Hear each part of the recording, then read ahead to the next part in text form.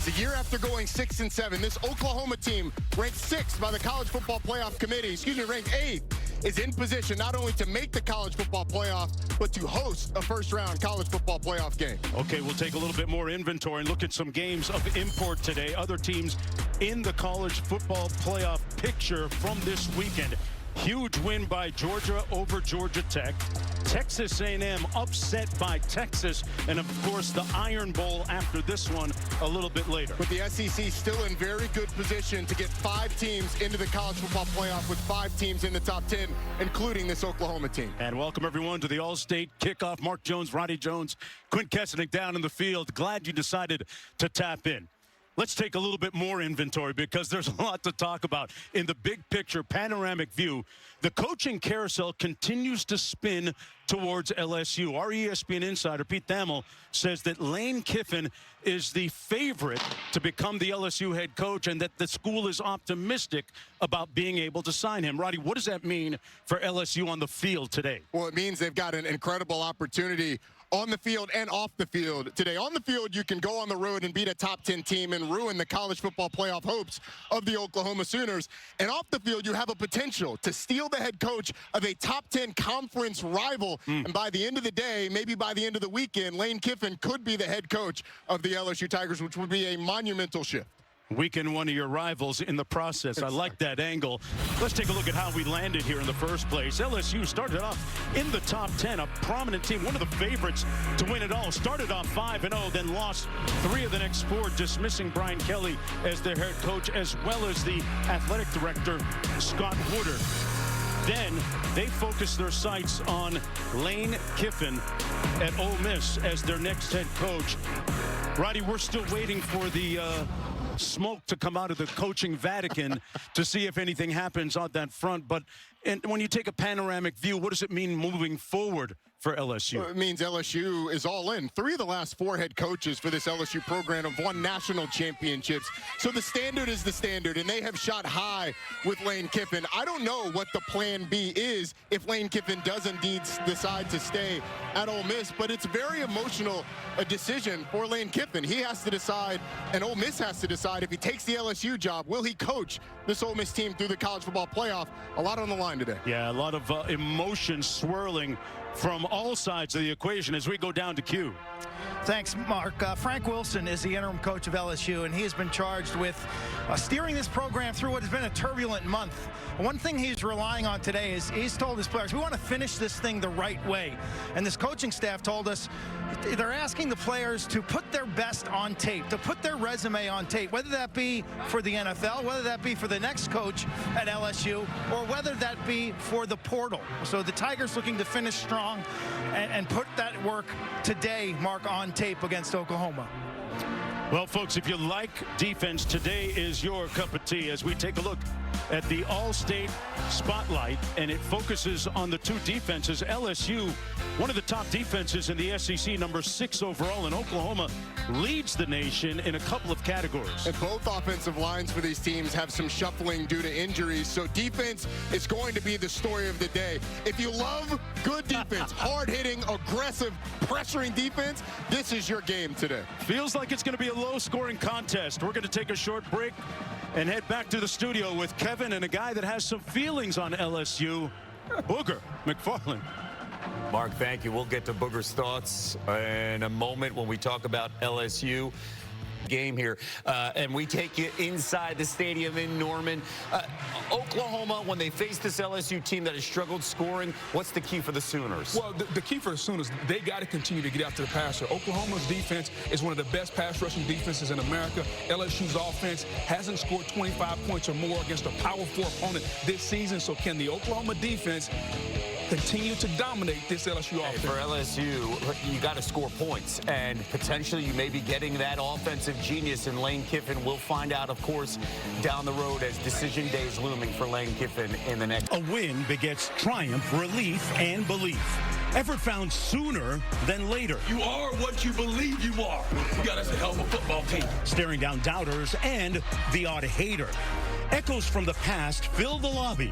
Once winning trophies like they were a hobby. The champions of the 67th FedEx Orange Bowl. As we give thanks to Crimson and Cream, only one thought will remain. a berth in the CFP amidst a hard-fought game. So many great names through the years. The Selman brothers, Gerald McCoy, Tommy Harris have played here at Oklahoma. And during the last 3 weeks, boy, what a November to remember. Defeating top 25 teams, doing it by hanging their hats collectively at the defensive end of the field. LSU ready to play for the first time here in Norman, Oklahoma, against the Sooners. So much on the line for Oklahoma. Mark Jones, Roddy Jones back again.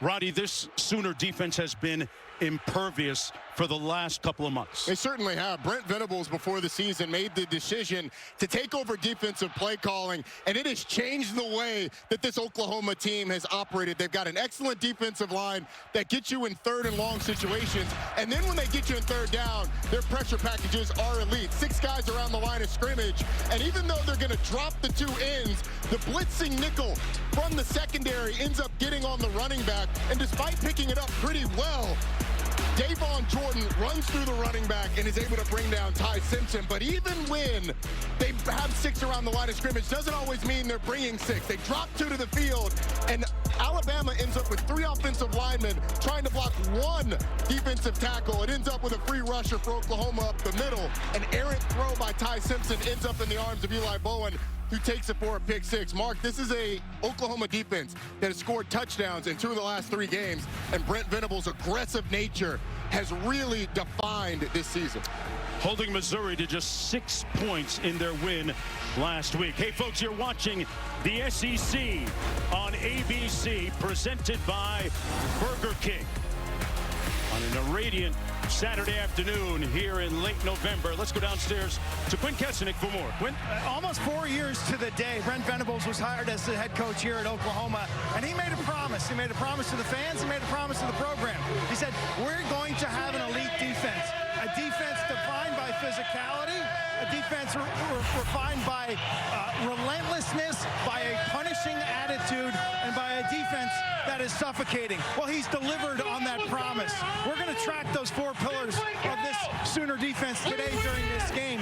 Keep your eye on them. They'll show up. This is a group that can get after quarterbacks. They've been forcing turnovers, and they have become the identity of their head coach, a hard-nosed, blue-collar, defensive-minded team.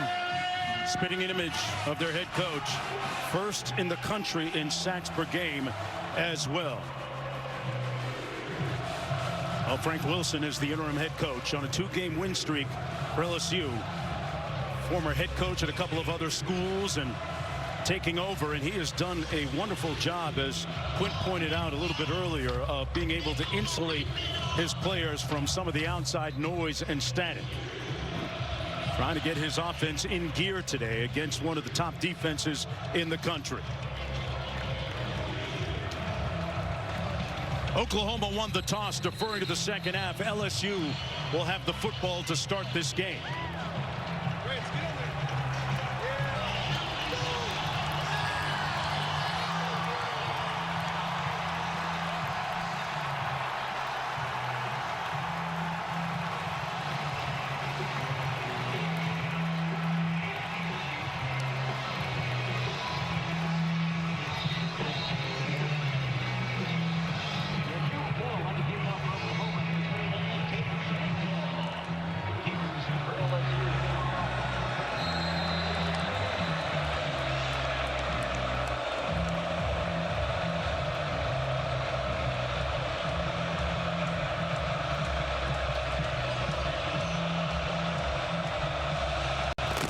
Leather, and we're underway. Parker and Brown back deep for the Tigers. They'll have it 1st and 10 from their own 25-yard line. That's where quarterback Michael Van Buren will take the reins of this Tiger offense. He's making his 3rd consecutive start.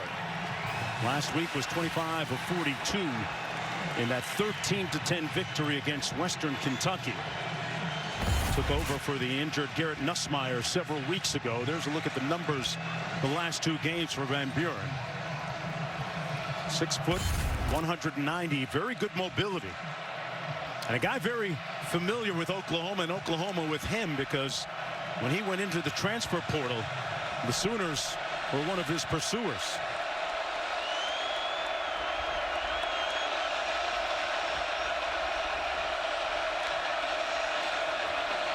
On 1st and 10. They're going to run it to Harlem Berry, who picks up about 3 yards, which is right around their average. Let's take a look at our impact players built by the Home Depot. Well, for LSU offensively, it's the tight end, Trades Green, who at 6'7" is a matchup nightmare, particularly when you get inside that 30, 25-yard line and approach the end zone. And defensively for Oklahoma, Taylor Wine, who has been one of the biggest improvers over the course of the season for this Oklahoma defense. 14 tackles for loss, 6 sacks on the season for the big defensive end. On 2nd and 7, they hand it off again to Berry. Nowhere to go. He's hit behind the line of scrimmage. Got back to the line of scrimmage. Grayson Halton finally made the tackle. It sets up a 3rd down and about 7 to go for LSU. Grayson hasn't passed the ball well this year at all either. Grayson Halton was phenomenal a week ago. And you look at how good this Oklahoma defense is at stopping teams at the line of scrimmage or behind. That's how they get you into these 3rd and long situations. And in these situations, the offense has to dissect, has to decipher who around the line of scrimmage is blitzing and who's not.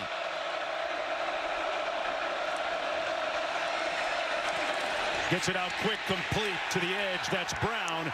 And Brown is brought down right near the line of scrimmage by Peyton Brown defensively, and it'll be 4th down. A quick 3 and out for that Sooner defense. You could see LSU with the conservative play call on 3rd down.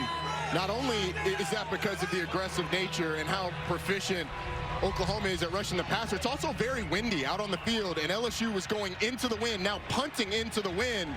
I mean, these winds are going to play a big part both in the passing game and the kicking game today. Yeah, there's a look at the flags. Chadwick punting into that stiff breeze. A low line drive knocked down by the wind. Satania back there tried to field it. Appeared as if the ball came loose. It might have hit somebody in the process. Isaiah Satania, the punt returner for OU, and it's recovered by the Sooners. Jaden Hardy. Yeah, and one more look here. It looks like it hits Jacoby Johnson, number 19 for Oklahoma. It's very, very wise by Isaiah Satania trying to jump on it.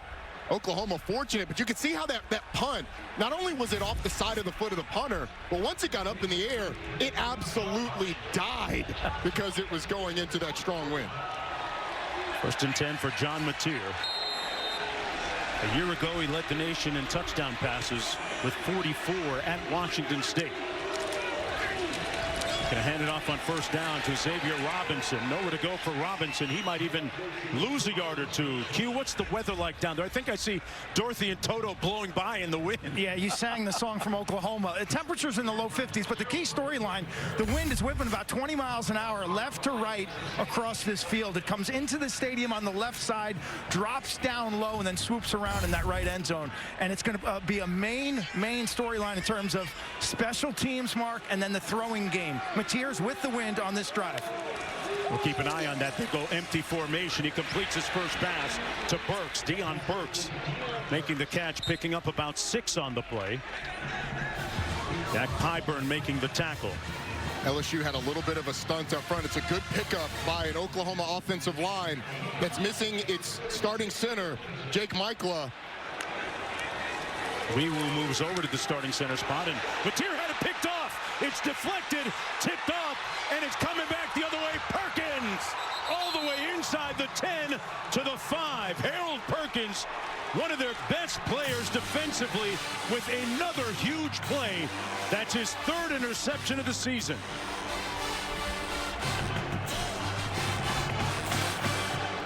That was definitely deflected. It certainly was, and it's deflected by Patrick Payton, who starts up the field and then goes inside and is able to get a hand up in the air and bat that thing to Harold Perkins, the outside linebacker nickel, who ends up picking it off and taking it inside the 10-yard line. We knew this was going to be a defensive ball game. We knew that the defenses were going to have to make plays. It's how Oklahoma has made its living over the last month, but LSU with the first massive play defensively in this game. 1st and goal.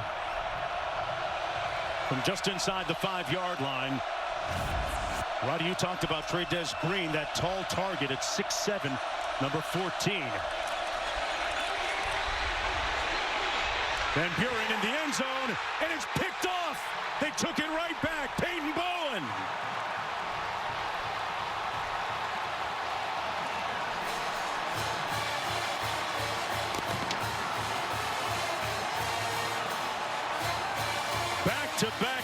tease, and the Sooners dodge one with LSU threatening. So Peyton Bowen's going to be right there with his eyes just on the quarterback. And as Michael Van Buren rolls out, he just mirrors the quarterback, sinks into the end zone, and makes one of the best catches that you will see today.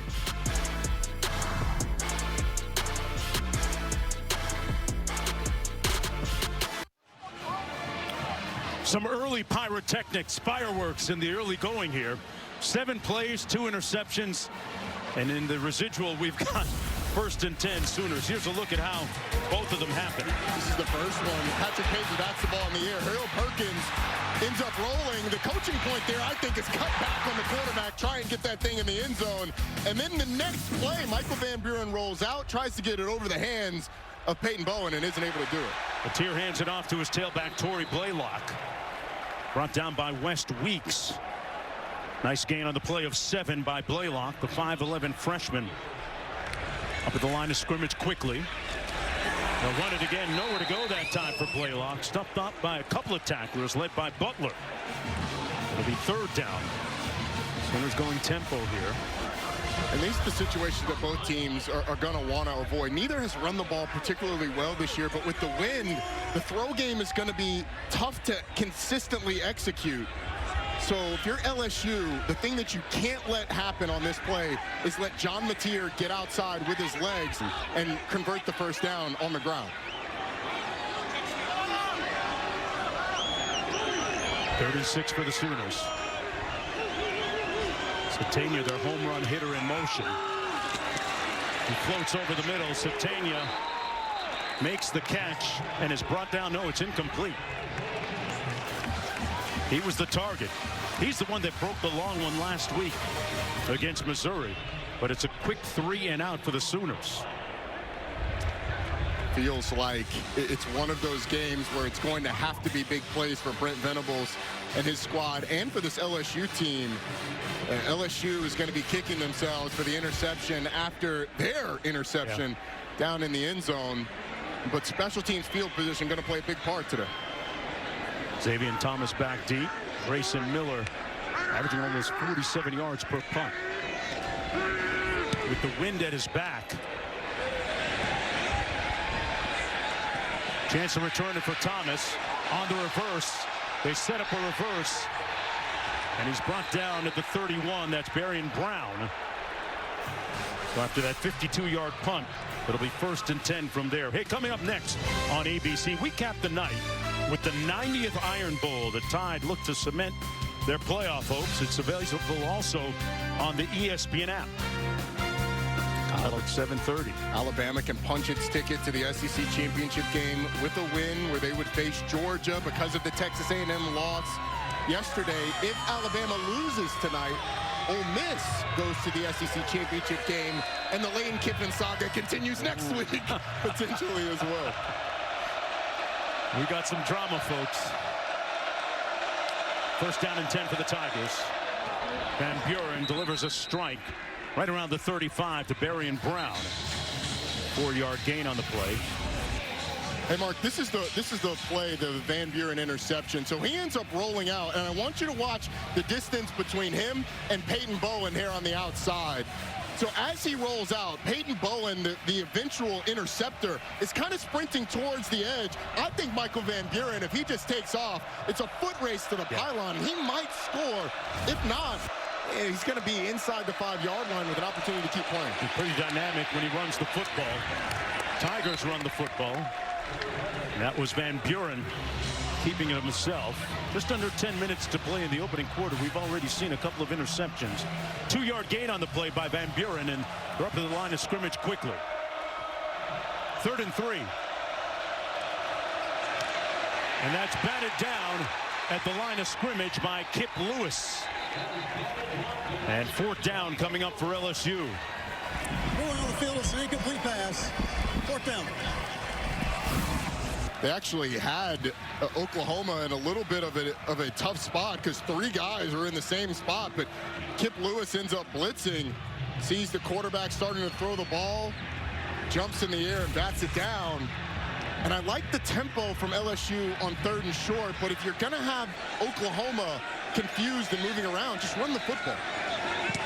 Satania back for this punt from Chadwick. And he calls a fair catch at the 26-yard line. 37-yard punt, nothing on the return. A big Saturday in college football. LSU waiting to figure out whether there's going to be a little bit of that smoke coming out of the college football coach. SEC on ABC College Football is presented by Burger King. You rule. And in part by T-Mobile.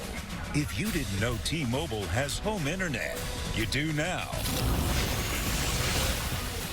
Part of the scene outside Memorial Stadium here at Norman, Oklahoma. And now that we've all come out of our turkey-induced tryptophan comas, we get some drumsticks, right? Some chicken? You right? come out of your coma. I'm still kind of in mine. Hope everyone had a wonderful Thanksgiving holiday. First down and 10 for the Sooners, looking to eat here. John Mateer at quarterback. And they're going to blow this one dead.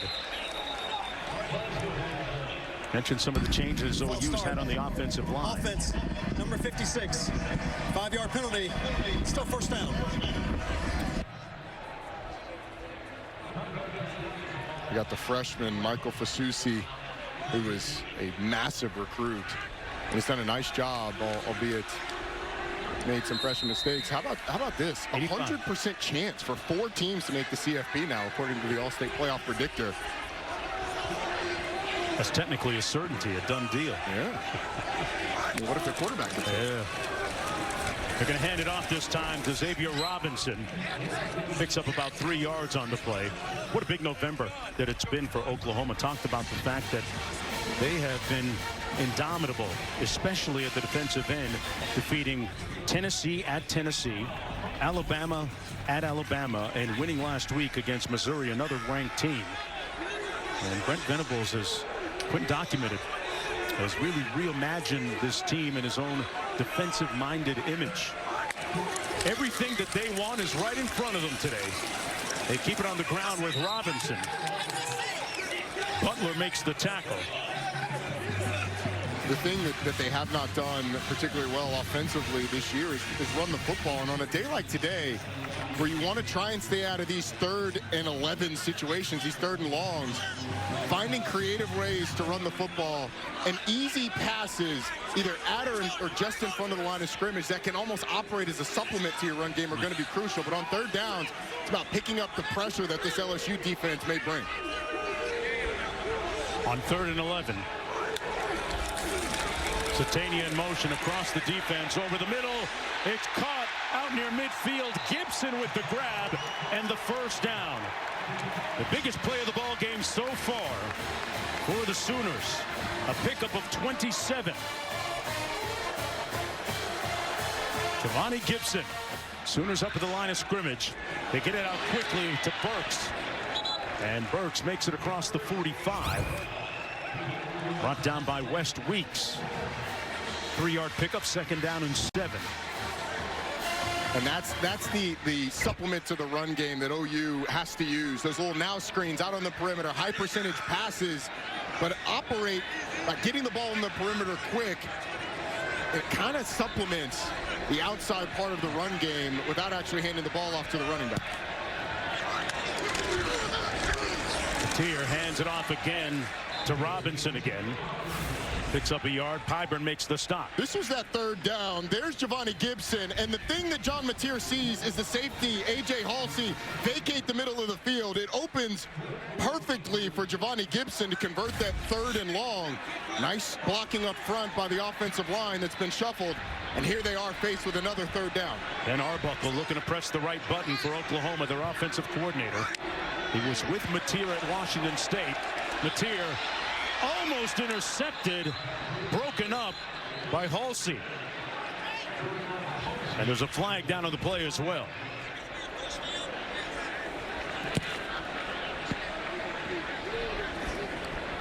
Offside. Defense, number 90.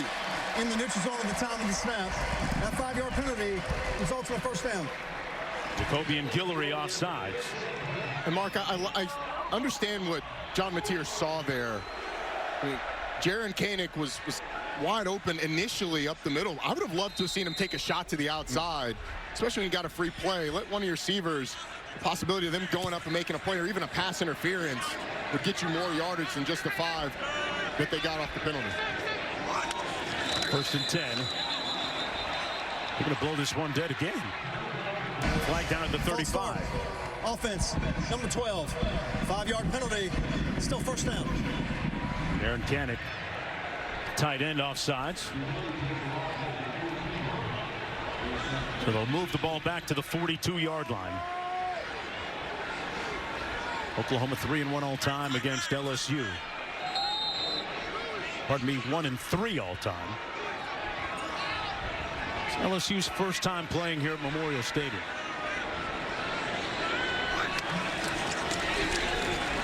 Mateer with a clean pocket, delivers a strike. Down to the 32-yard line, caught by Koenig, who atones for that mistake a moment ago. 10-yard gain on the play. Jaron Koenig is a great story, a guy who was on the defensive side of the ball for Oklahoma until the preseason, or until after last season. Went to Brent Venables, said, hey, give me a chance on the offensive side of the ball. He's done a really nice job for Oklahoma at that tight end spot, a spot where they really needed help. They're very thin coming into the year.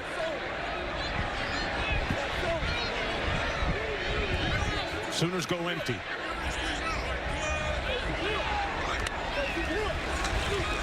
Mateer gets rid of it quickly. Satania with a catch at the 27.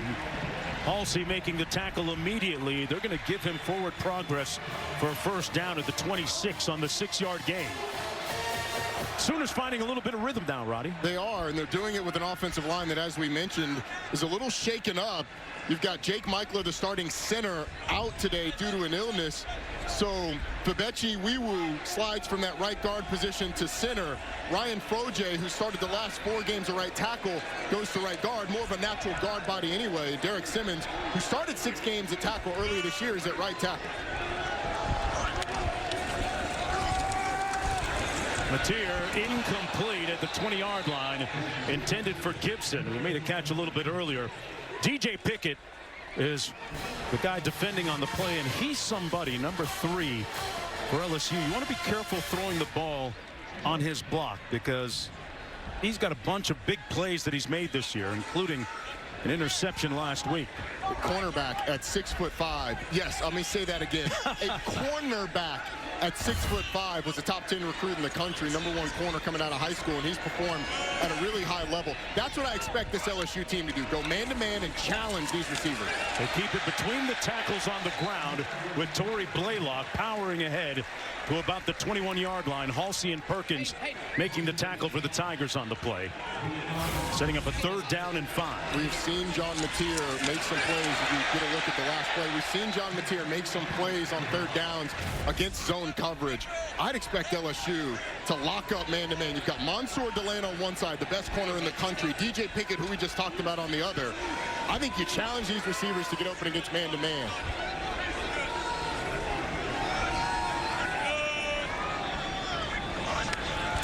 They've got to get to the 16-yard line for the first down. Mateer, incomplete, high, first tight end Koenig. Halsey in on coverage, and 4th down coming up for the Sooners. And in comes the field goal unit. Had an opportunity, Roddy. They did, but LSU brings a blitz. They're going to bring 3 linebackers, and then A.J. Halsey is going to be man-to-man against Jaron Koenig. And LSU said, all right, enough of that zone stuff. We are going to make you get open against our excellent secondary.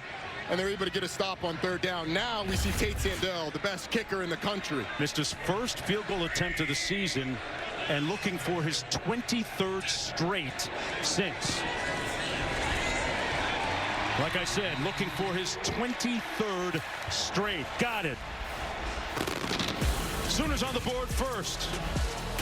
A win today, and they're pretty much in the college football playoff. Back after this.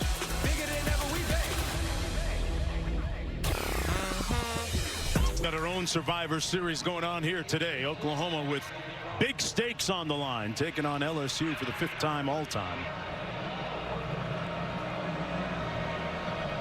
Sooners leading 3-0 after that field goal a moment ago. Barry and Brown back deep for this kick alongside Kyle Parker.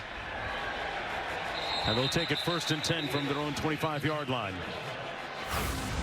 Well, Brent Venables' development has come a long way. Remember at Clemson when he had the get-back coach? Now he's the get-back coach. And talk about personal growth. It's part of our journey.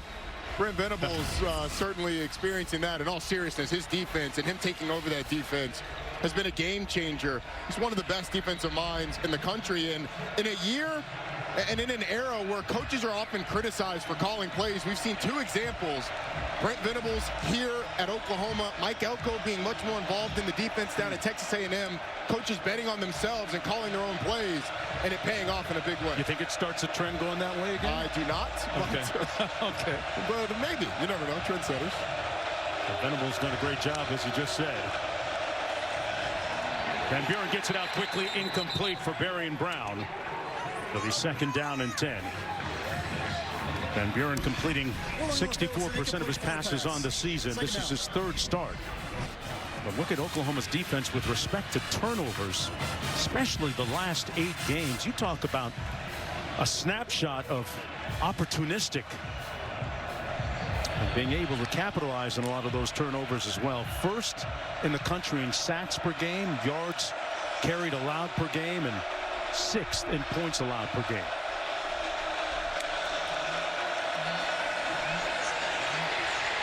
Van Buren in trouble. Overshoots his receiver. There are as many red jerseys there as there were LSU jerseys. Line there pressuring the quarterback, Van Buren.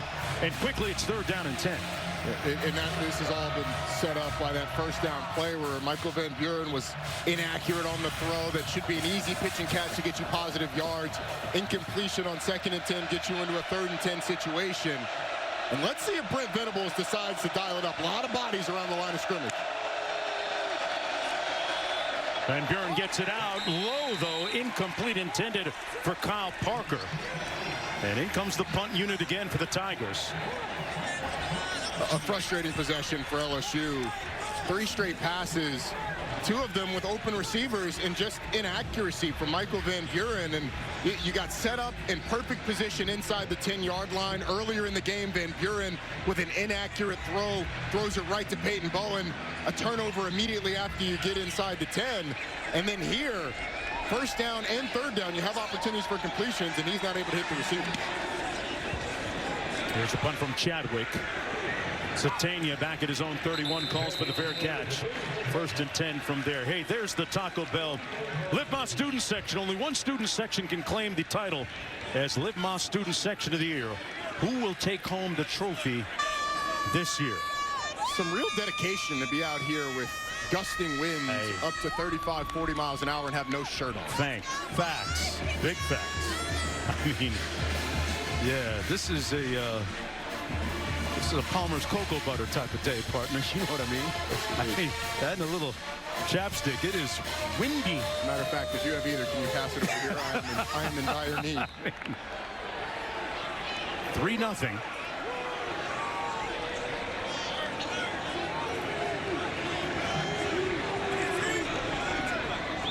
Blaylock in the backfield on 1st and 10. Helms in motion. On the play fake, the pass complete out to the 35-yard line. That's Gibson making the catch. He was working against DJ Pickett. Pickup is 5 on the play. It'll be 2nd down and 5. Good tough catch by Giovanni Gibson. Already with a couple of catches in this game. This might just come down to running the football and who can complete these short passes consistently. So far, Oklahoma's hit a much higher percentage than LSU has. Satania in motion. Split to the bottom of your screen. Satania on the little receiver screen. Got out to the 40-yard line, close to that 1st down. Let's see where the forward progress is going to be marked. It'll be enough for 1st down on the 5-yard pickup. Satania is their guy that takes the top off the defense. Yeah, excellent catch and run, guys. Hit 21 miles an hour on the GPS this season. One of the fastest receivers in the SEC, and rightfully so, with the history that his parents have Yes. on the track and field side of things. Incredible lineage. Here he is again, trying to get to the edge, but brought down at the 39 by Patrick Payton as we take a look at the All-State playoff predictor.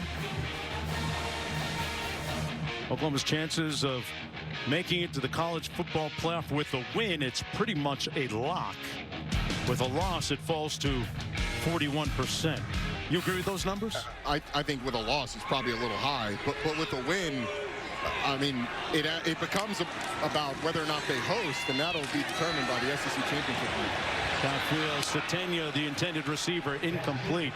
Texas with an upset last night at home against Texas A&M. How much chaos does that cause, do you think? We will see on Tuesday, because Texas has a resume with wins over number 3 Texas A&M and also this Oklahoma team who sits here at number 8. But 3 losses. One of those losses, though, was at Ohio State, and it feels like Texas is not getting enough credit for scheduling that game, deciding to go and play Ohio State. You're going into dangerous territory there.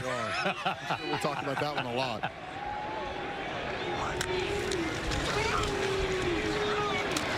Mateer going to take off and tiptoes out of bounds right around midfield. Harold Perkins there to push him out of bounds. They're going to spot it at the 49-yard line. Picked up 10 on the play. That was a pretty half-hearted effort on the tackle by Harold Perkins. Looked like he was trying to punch the ball out more than tackle the quarterback. I mean, John Mateer is well in bounds, and he had a chance to drive Mateer out probably 3 yards further back than Mateer actually ended up, setting up a 4th and short. They're going to keep the offense on the field. They're 7 of 12 on the season on 4th down conversions. Going to hand it off and nowhere to go. They're going to be stopped. Robinson stopped up behind the line of scrimmage, and the defense for the Tigers comes up huge.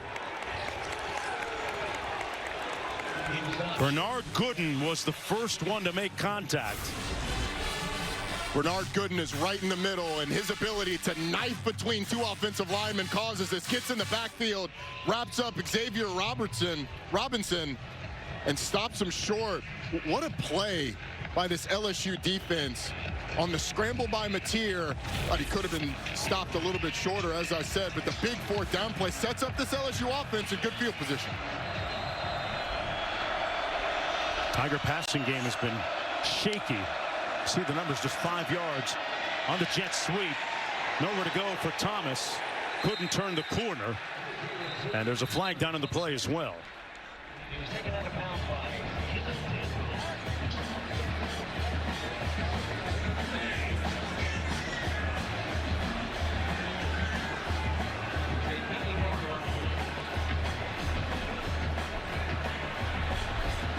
Waiting for the call here. The officials conferring right around midfield.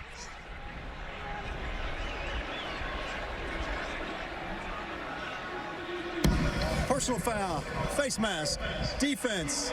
15 yards will be added to the end of the play. Automatic 1st down. Oh, that's a big help for LSU. Certainly is. Take a look at what happened here. It's out there on the perimeter. It looked like it was to the. You can see that the arm of Kendall Daniels is up in the face of the LSU offensive blocker. But I like the play call by LSU. The strength of this Oklahoma team is that defensive line, that defensive front, and particularly stopping the run with those defensive tackles. Attacking them on the perimeter with perimeter runs either outside or on the edge of the box. That's where teams have had the most success this season. Not that anybody's had great success consistently. 1st and 10, courtesy of the penalty.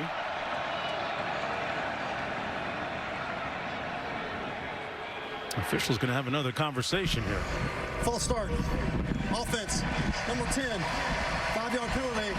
Still 1st down.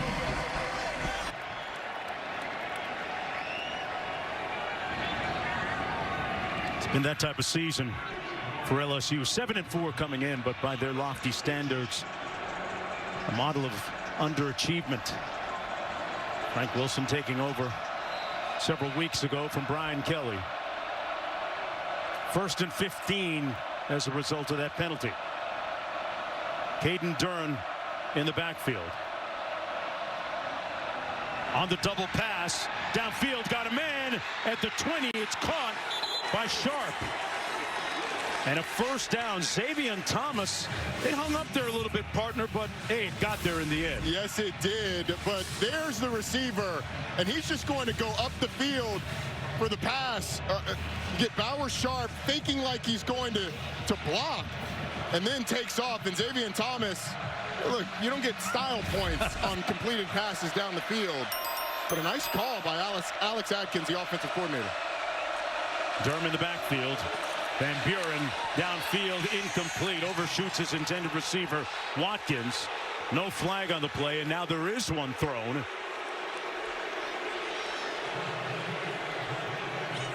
Van Buren took a hit.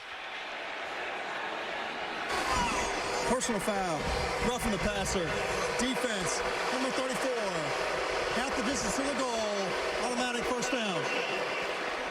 Hey, Matt Austin, our rules analyst, tell us about what happened here and why that's roughing. Well, the defender came in and put his full body weight, didn't try to get it off at all. While we don't have technically a body weight rule, you can't punish the quarterback with your full body weight trying to drive him into the ground. So I understand why they called it. I think it's a good call. You know what, Matt? I agree. Not that it matters. I mean, you're the expert, but you know, I like to defend these defenders sometimes. I think that one a little unnecessary, and it set LSU up. You had two 15-yard penalties on this drive. Set LSU up with the trick play and great field position. They're going to keep it on the ground on the handoff. Harlem Berry, who's one of their leading rushers on the season, tackled by Kendall Daniels. Berry, just a freshman out of New Orleans. Now for LSU, no mistakes. Hold on to the football, no turnovers. A touchdown is certainly a plus, but this is going to be a game that's defined by the defenses and taking advantage of opportunities.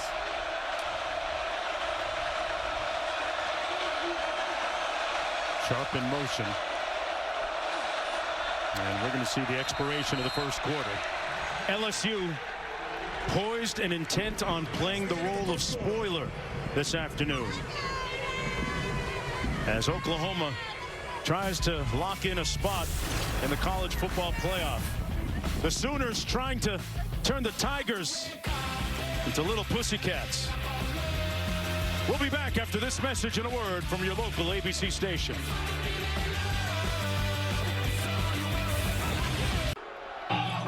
Coach, you said you wanted to finish the right way. What have you seen thus far? I see us making miscues and mistakes. We had a huge turnover, got the ball at the 4-yard line, gave it right back to them. I think our defense is playing stellar for us. We have an opportunity here. It's imperative that we get points in this drive. You emphasized communication to keep this ship together. What do you mean by that? Us being on the same page, one voice, solidarity, that we're on one mission. That's to play this game together as a team, to play like LSU Fighting Tigers. Thank you, Coach. Thank you.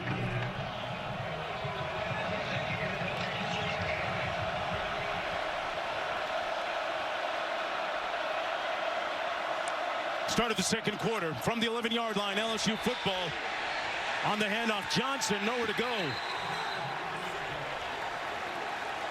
And brought down for a loss of about 2 on the play by Heineke. Look for a second. He was trying to throw? That's what I thought. Like Jawan Johnson was trying to throw the ball down the field. Had a couple of receivers that were well covered, so wise for him not to throw it downfield. At 3rd and long, LSU needs to be focused on taking care of the football. You're down 3. You've got an excellent kicker in Damian Ramos. Take care of the ball and end this with a kick through the uprights. Harlem Berry in the backfield.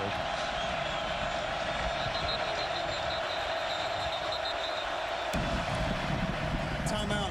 LSU. Tigers will burn one of their timeouts. 30 seconds in lead. They'll have 2 remaining.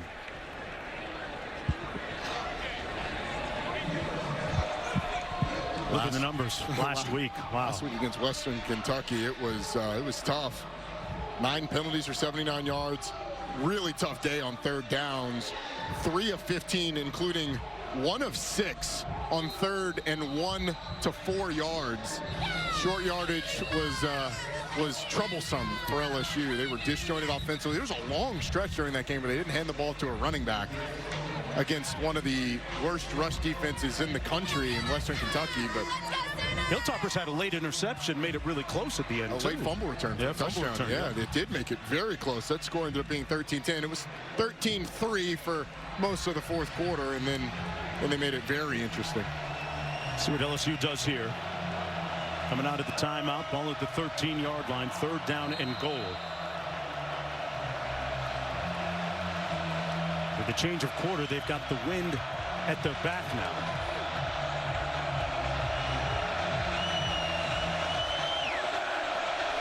Berry in the backfield.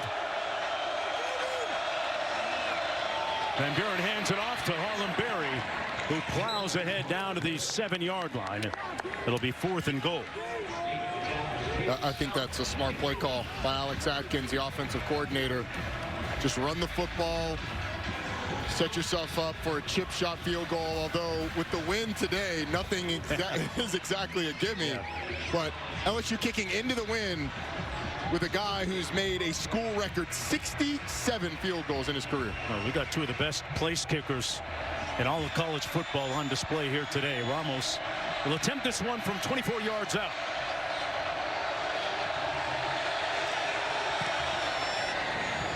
And Ramos knocks it through. Now 23 of 27 on the season, knotting the game at 3 apiece. Let's take a look at today's Good Hands play, brought to you by Allstate, in a game that has already featured a couple of interceptions. There haven't been a lot of explosive plays offensively, but this was right after an LSU interception gets him inside the 5-yard line. Peyton Bowen just skies in the air. That's a heck of a rollout. It is a heck of a catch. I mean, it's a really nice reaction to get up off the ground. Athleticism, hands to snag it. Brent Venables told us that he's actually surprised Peyton Bowen didn't have more interceptions this year and over the course of his career, because he said he thought 13 to 15 his senior year of high school there at Geyer High School in Texas. Wow. He is a ball magnet. Guy who's blocked a field goal last week, has blocked punts in his career. He's been an excellent player for Brent Venables since his freshman season. And his brother Eli, number 23, playing in the secondary as well.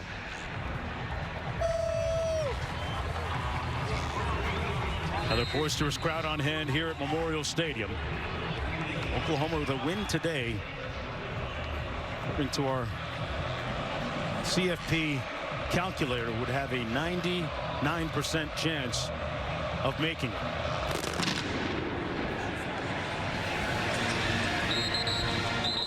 And Mateer will get the football 1st down and 10 from his own 25-yard line. You're watching the SEC, folks, on ABC, presented by Burger King.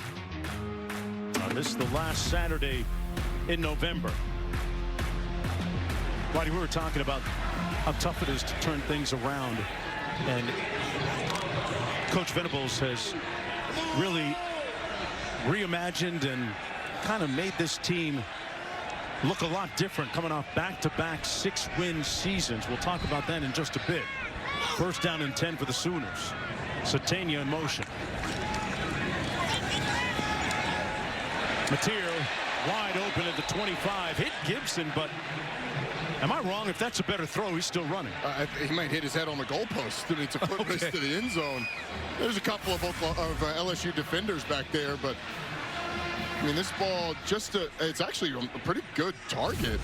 Giovanni Gibson just doesn't stay on his feet. And if he does, it's a chunk play. It's an explosive. 2nd and 1.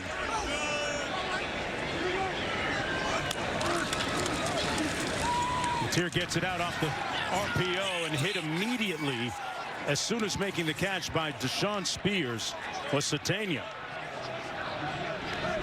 That was a really nice play by Deshaun Spears, just defeating the block at the point of attack and being able to tackle the running back or the receiver in the backfield. This is John Mateer throwing the ball downfield. This has been a part of their game that hasn't really been there since those first 3 games. 1-7 since coming back from that thumb injury in the Auburn game.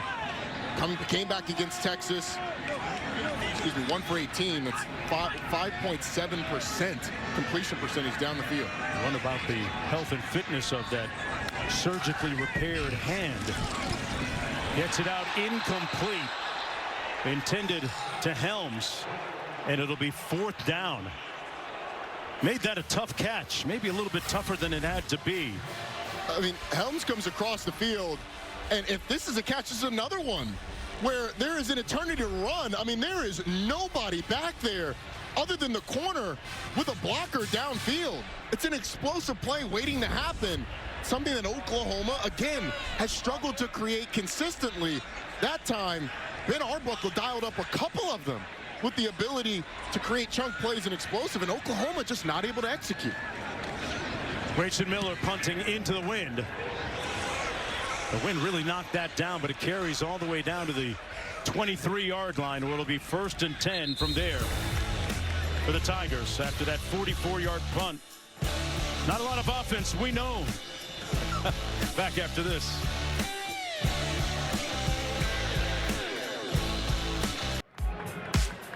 Welcome back, everyone, to Norman, Oklahoma. And one of the greats on hand, Barry Switzer, the architect of some of those 7 national championships. You talk about one of college football's greatest coaches of all time. Think about those teams: Jamel Holloway, Charles Thompson, J.C. Watts, Marcus Dupree, even though he was here briefly, Ryan Bosworth, Keith Jackson. I think they threw like 3 times a year, right? And Keith Jackson came to Oklahoma. Don't know why. They set up the screen complete to Jawan Johnson. Going to be brought down right near the line of scrimmage. No gain on the play. 7 Heismans and 7 national championships. It's impressive. That's good football. That's what makes you a blue blood. This is why Oklahoma expects to be in the college football playoff conversation every single year, and in the college football playoff more often than not. And this is one of the premier brands in the entire country, and Brent Venables finally has them on the precipice of getting them back to where they feel like they deserve to be. And a very much expected low-scoring contest so far. 3-3, 2nd and 10. Harlem Berry in the backfield. Takes the carry and picks up about 2 yards. Brought down by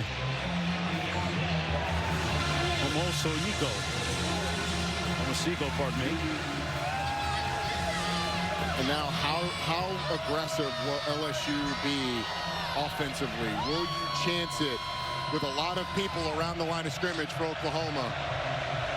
And look at all these guys mulling around. LSU trying to sort out, where are we going with the protection? Who's coming and who isn't? And Brent Venables usually has a pretty good bead on where the protection's going. 3rd and 8. Van Buren, a strike, and it's caught in a tight window by Brown. Wow, what a grab for 15 yards. That might be his best throw of the afternoon. It is, if he deciphers a lot going on. So you're going to get 2 droppers there and blitzers from the interior as well. It is a complicated look offensively to deal with that ends up. On the field, if a completed catch is under video review. Well, they're going to take another look at this catch to see if it stands or not. Frank Wilson hoping that things go his way as we take another look.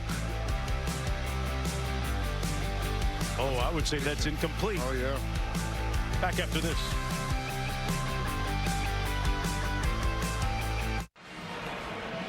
And welcome back, everyone, to Memorial Stadium here in Norman, Oklahoma. Mark Jones alongside Roddy Jones. Quinn Kesnick down to the field. 3-3. LSU and Oklahoma tied with 10:04 to go in the first half.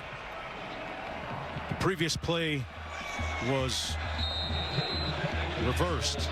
The pass incomplete. And as a result, LSU punting to Satania. And it's going to go out of bounds around the 35-yard line. It'll be 1st down and 10. For the Sooners coming back the other way. John Mateer trying to get this offense in a little bit of rhythm. What would it mean, Roddy, for Oklahoma to get back to the college football playoff for the first time since Jalen Hurts was quarterbacking at this school? Well, it'd be huge. You know, we talked about the history of this Oklahoma program, and for Brent Venables to struggle in his first few seasons. Last year's team was wrecked by injuries, particularly on the offensive side. But this team has overcome the offensive malaise that they've sort of been in because of a great defense, a great kicker, and timely plays down the stretch. On 1st and 10, Torrey Blaylock breaking one. Still on his feet down to the 40-yard line. An explosive run by Blaylock. In for Xavier Robinson, and they move the chains on a 21-yard gain. Yeah, the hole's going to open up there on the left side. And you get Torrey Blaylock just bursting through it. Excellent blocking and a nice run. Mateer throws behind his intended receiver, incomplete for Blaylock again out of the backfield, but there's a flag back at midfield. That's going to be against the Sooners.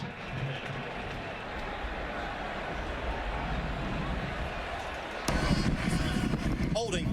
Offense. Number 66. 10-yard penalty. Still first down.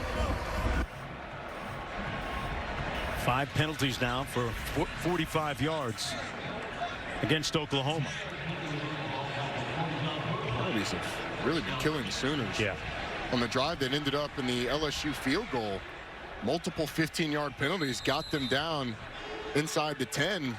They're able to eventually convert it into 3 points. Now it knocks them back on a first down. Here, a little shuffle pass.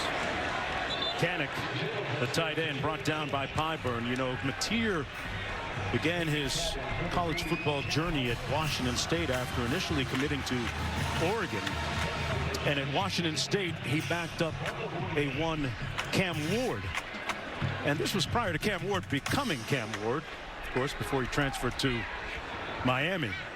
I'd argue he was Cam Ward at Washington State, too. People just didn't know because he was playing out on the Palouse. Yeah, facts. 2nd and 19.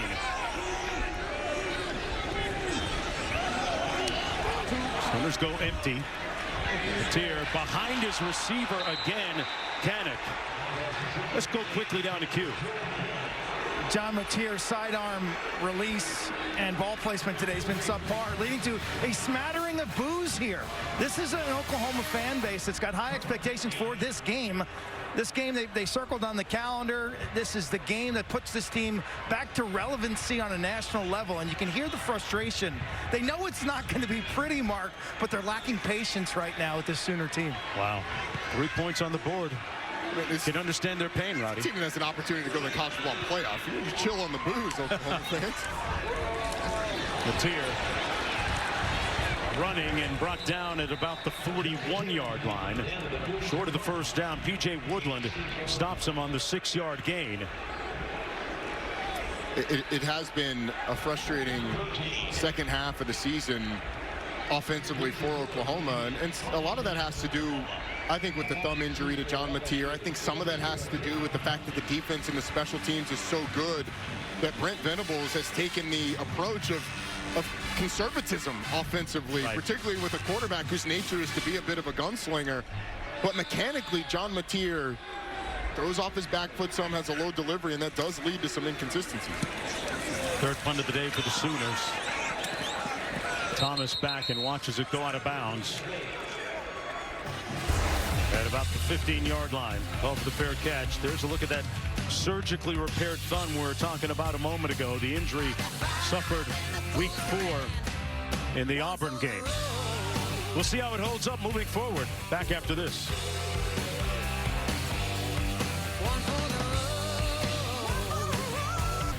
Hey, kick off your Week 13 NFL Sunday at 10 a.m. Eastern with the Countdown Crew on ESPN and the ESPN app.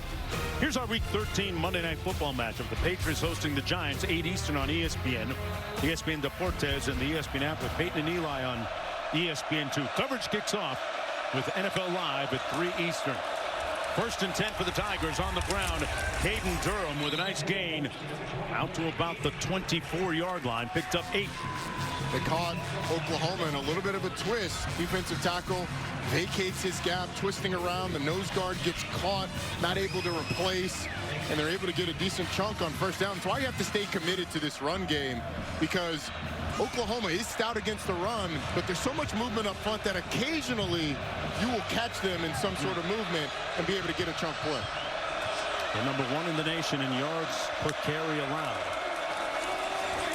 Tigers going to run it again, and this time Durham gets to the edge, gets the first down.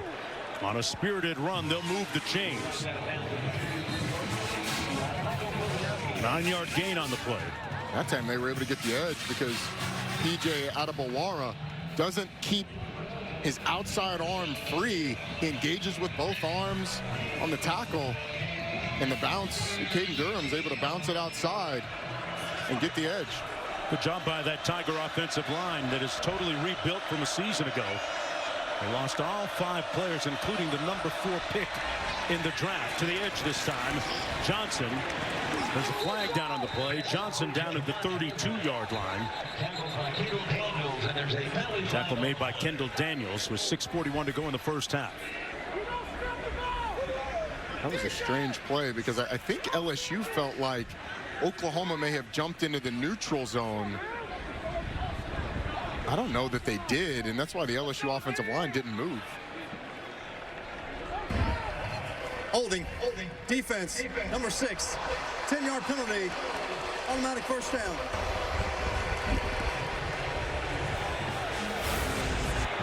Well, that's going to go against the Sooners. Yeah, Oklahoma didn't jump. LSU thought that they did. And Nigel Smith. I was going to say that was a little strange. Number 6 defensively. Still first down. That would have been offense number 6. Yeah, goes the other way. And so LSU thought that they had a free play because the center snaps the ball when Oklahoma flinched, but they didn't get into the neutral zone when the ball was snapped. Matt Austin, what did you see on that one? Well, the nose guard did beat the snap, but just barely. And from the view I had, I couldn't tell if he was across the line or not. I couldn't. So apparently the line of scrimmage guys thought that he was not, so they let the play go. First and 20 from the 23.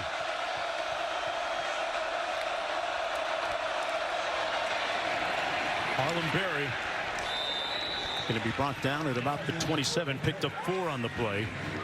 It was Berry's fumble with about a minute left. That made it 13-10 last week in a close game against Western Kentucky. Ball security at the top of his priority list here this afternoon. He's a really talented freshman back, though. Great patience in the backfield, reads, blocks well, and doesn't always try and hit the home run. He'll take what the defense gives him. Under 6 minutes to go in the first half. Out of the backfield, pass complete to Berry. Broke a couple of tackles and then finally brought down by Kendall Daniels. And a 2-yard gain on the play. Sets up a 3rd and long coming up. That's a new one, Roddy. You haven't heard pest control before. Yeah, me either. You're playing the Lions. Sorry, you're playing the Tigers. And so I don't know if you want to, like, you're not going for lion flies or anything like that. I don't understand the pest control. That Animal control, maybe? Lost on me. Critter control. 3rd and 14. Tigers 0 for 5 on 3rd down, and Caden Durham on a rather conservative call that time.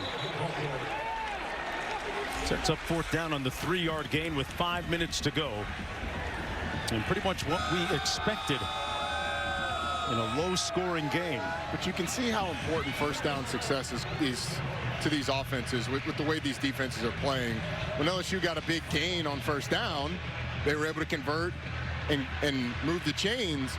And when they haven't been, it's put them in 3rd and long situations because 2nd and long calls are always tough for offenses. And Oklahoma's been able to get off the field. Chadwick punting from his own 24. Satania back deep, watches it bounce over his head and carry him into the end zone. It'll come back out, 1st down and 10. With 4:23 to go on that 68-yard punt. Tier coming back out, 1st down and 10. And Oklahoma's had a very luminous list of quarterbacking transfers. Heupel, Baker Mayfield came from Texas Tech. Kyler Murray, of course, from A&M. Hurts and Mateer, the latest in that long line. Heisman Trophy winners, #1 overall pick, Super Bowl champions on that list. Yeah. Mateer actually said that Baker Mayfield was his early inspiration because of his path.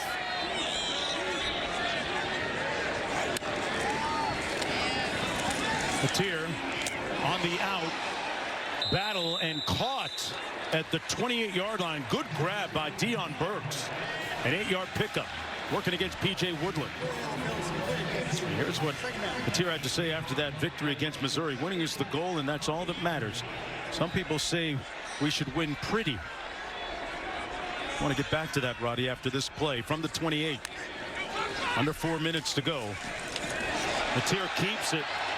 Wonderful prestidigitation, great handiwork on the fake to get the first down. Now, in a day and age where style points matter one way or another, is OU helping or hurting itself, or just neutral right now? In terms of this game? Yes, this game. Look, the most important thing is that they win. They're #8 in the country. They're not going to drop significantly with a win. And we kind of know what we're getting with this Oklahoma team now. But particularly on a day like today against a good LSU defense in a windy situation, it was going to be a struggle offensively to score points. Mateer gets it out complete. Satania unable to break it. Talked about his speed a little bit earlier. Both parents track and field coaches. His dad was the head coach at Arkansas at one point. His mother ran track and field for Jamaica in the '92 Olympics in Barcelona. As somebody with Jamaican heritage, I can tell you for a fact, I've been to the island. There's a lot of fast people out there on the track. Just watch the 100 meters every single year. Did you get any of that speed? A little bit. Okay. A small portion. A little bit's all you need. Yeah. 2:40 to go. They're going to keep it on the ground this time. Blaylock might have picked up a yard. Harold Perkins, who has been all over the field. Talk about Satania's ability to run fast. There's a look at Mom. NCAA champ back in the day at LSU. 200 meters, that's no joke. Probably about a 22, mid-23, low-23 runner. And Mario, decathlete. Why anyone would want to do 10 events, I don't know, but because you can do well enough in all of them to be a 3-time All-American and an NCAA champion. Wonder what his best event was. He's jacked. It was jacked. Because of that, I'm guessing it wasn't the 1500, the last of the 10 events. Satania with. All right, so before the break, we defined a word that you use, prestidigitation, and the word legerdemain was in the definition, so we had to look that up as well, which means skillful use of one's hands when performing conjuring tricks. Luckily, we don't have to look up any of those words because I know what all of those mean. You went to Georgia Tech, man. I'm going down the rabbit hole all the way on this. You are the wordsmith. I follow your lead, and when you don't know a word in a definition, we got to look that one up too. See if we can find some more. Legerdemain or prestidigitation here from the offense. They'll just take a simple completion to Satania. With under 2 minutes to go, West Weeks making the tackle. Hey, coming up on the Capital One halftime report, Kevin and Booger in the studio. Will Lane stay or go? And a preview of Auburn, Alabama, the Iron Bowl. It'll be fun to hear the thoughts of LSU alum Booger McFarland. But, I mean, this is a situation for Oklahoma. They have plenty of time with 3 timeouts and about 1:30 left on the clock. Still looking for that long play. Mateer, flush out of the pocket. Downfield and way out of bounds. Threw that one away, was in the neighborhood of Satania. Stops the clock with 1:23 to go. Oklahoma with 3 timeouts remaining. It's full complement. So this is one of those drives for Oklahoma where, because you have the amount of time that you have, do you think at some point about sneaking a run in to try and catch this LSU defense off guard? They can continue to drop back to pass, which has been a struggle at times today. 4 receivers out in this formation. Pass complete to Kanik. He's brought down at the 44-yard line, right around the first down marker, a little bit shy. Halsey and Cooley making the tackle on the 9-yard gain. Nice job by John Mateer seeing the void in the zone. When LSU has dropped into zone coverage, Oklahoma has done a pretty good job underneath of finding spots to settle, and John Mateer has found its receivers. When he's been accurate, it's created some nice gains for him. On 3rd and 1, he's going to try and do it himself. He's brought down behind the line of scrimmage by Weeks, but there's a flag down in the backfield. Let's see if this play stands or not. And that's going to go against the Sooners. LSU will probably decline it. Here's a look from our AT&T connected cam. It's going to happen right there on the perimeter with Jaron Kanik. He's going to grab the shoulder of Jack Pyburn and just turn him. Not sure if John Mateer got there anyway. He did not. Number 12. That penalty's declined. The game clock will start on the snap. It's 4th down. And Oklahoma is leaving the offense on the field on this 4th down. They sure are. I think if nothing else, they're going to try and draw LSU off sides. Will they actually run a play? I don't think so, the way your defense has been playing. It's really putting a lot of trust in your offense. LSU, they're second they actually snap it. 30 seconds in length. Frank Wilson going to call a timeout. So the Tigers down to 1. Oklahoma with its full complement. You know, speaking of Wilson, taking over from Brian Kelly and speaking with the coaches and some of the players this week, sense that he's done as good a job as one possibly could have under the circumstances with the searing hot spotlight on a program that carries high expectations like LSU to come in here 7-4 and kind of insulate some of the players, because I don't think that sometimes fans understand the tumult that follows the dismissal of a coach, and families are affected too. Families of the players. You wonder about the future and the uncertainty. The uncertainty is the key word there. I went through a coaching change at Georgia Tech after my freshman year. Shane Gailey was released. It didn't happen during the season, but leading up, you knew there was smoke around whether or not Coach Gailey would be dismissed, and everybody was uncertain in the building, and so you need that steadying force to calm everybody. 4th and 3.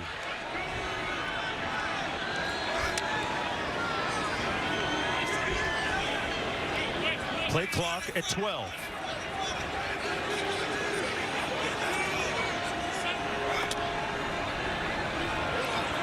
Play clock at 5. And LSU not going for the pump fake. Good discipline by the Bayou Bengals in that sequence. Time now for our Aflac trivia question. Frank Wilson is the 4th interim head coach in LSU history. Who were the other 3? Oh, goodness. I have no clue. Yeah. No idea. I'm checking it out, man. We're shutting it down. No idea. Yeah, let's just go back to back on this one. I'm going to say Ed Ogeron was one of them, because I think he was on some of those stats. Here's the answer. Aflac trivia question. The Aflac trivia question answer is Hal Hunter. Hey, you got 1 out of the 3. I consider that a win. That is a huge win. I consider that a big-time win. And looking at Wilson there, in speaking with Harlem Berry and his parents, they both, amongst other parents, expressed the fact that they hope that Wilson is a part of the staff moving forward. And look who's on the sidelines there. Number 44 in crimson and cream, Brian Bosworth.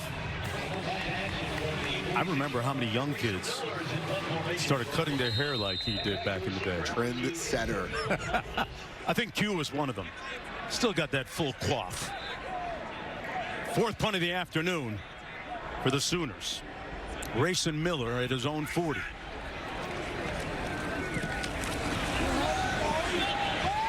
And a fair catch called at about the 5-yard line by Xavion Thomas. It'll be 1st and 10 from there for the Sooners. I didn't cut my hair like the Boz. I had that Jerry curl. Yeah, I had the J.C. Watts kind of. Yeah, the Jerry kind of. Okay.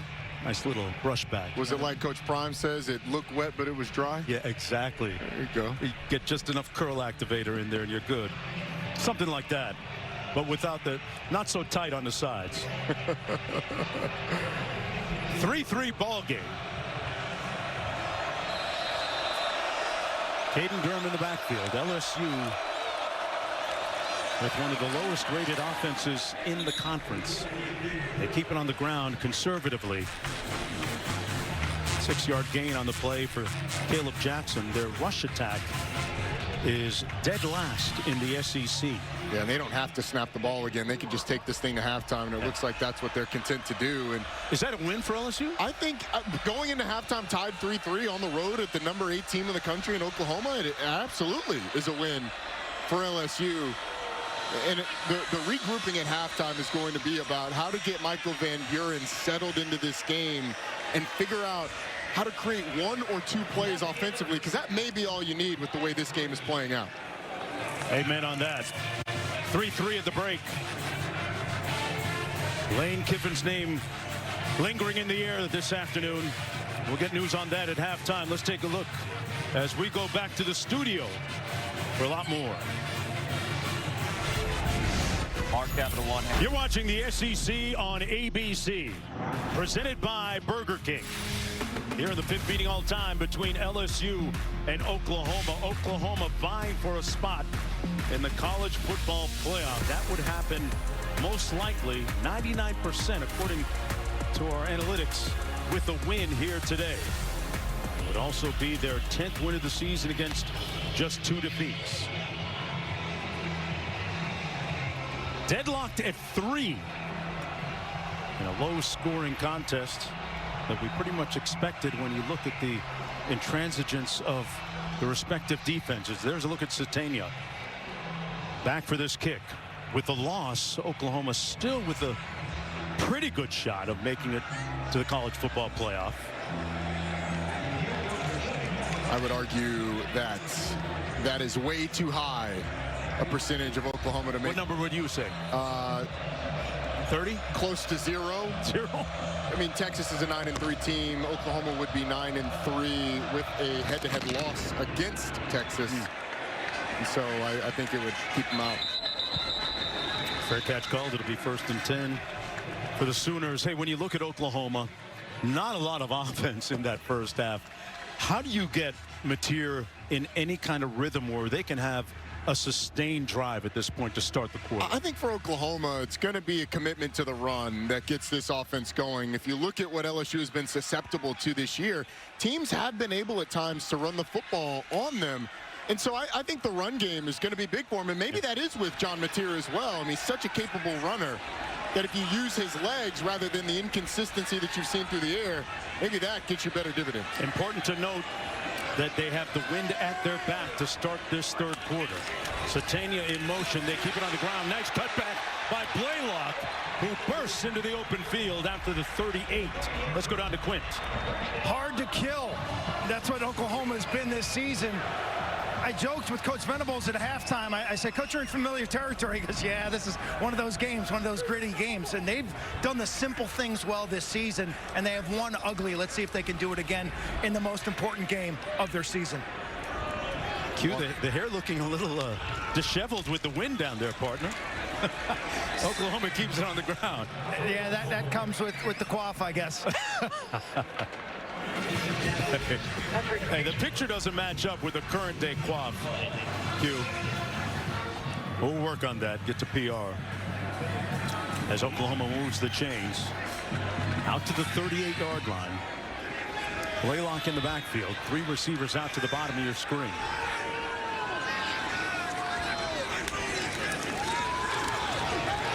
Mateer delivers in traffic, incomplete. At the 46-yard line, Mansour Delane there to break it up. He's slow to get up.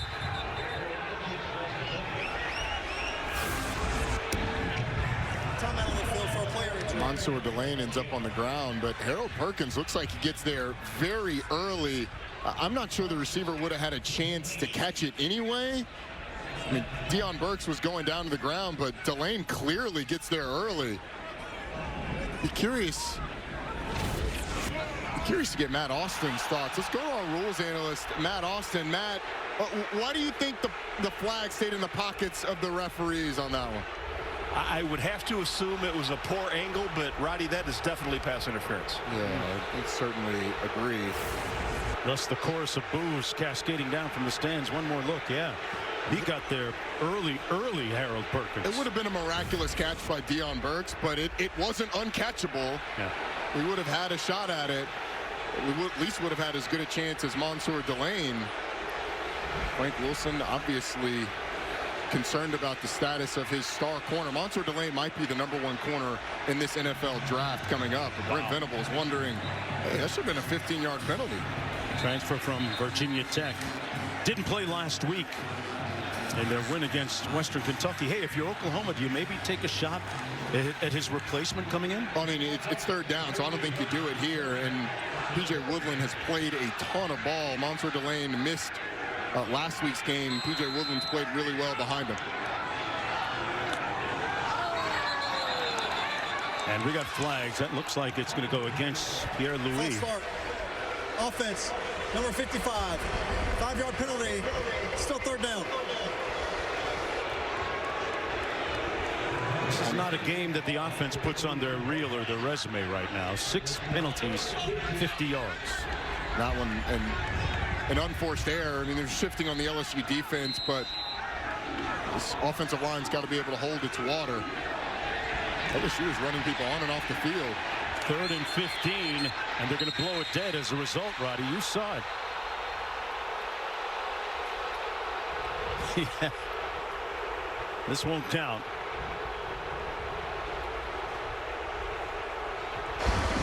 Prior to the snap, LSU called their first timeout of the half.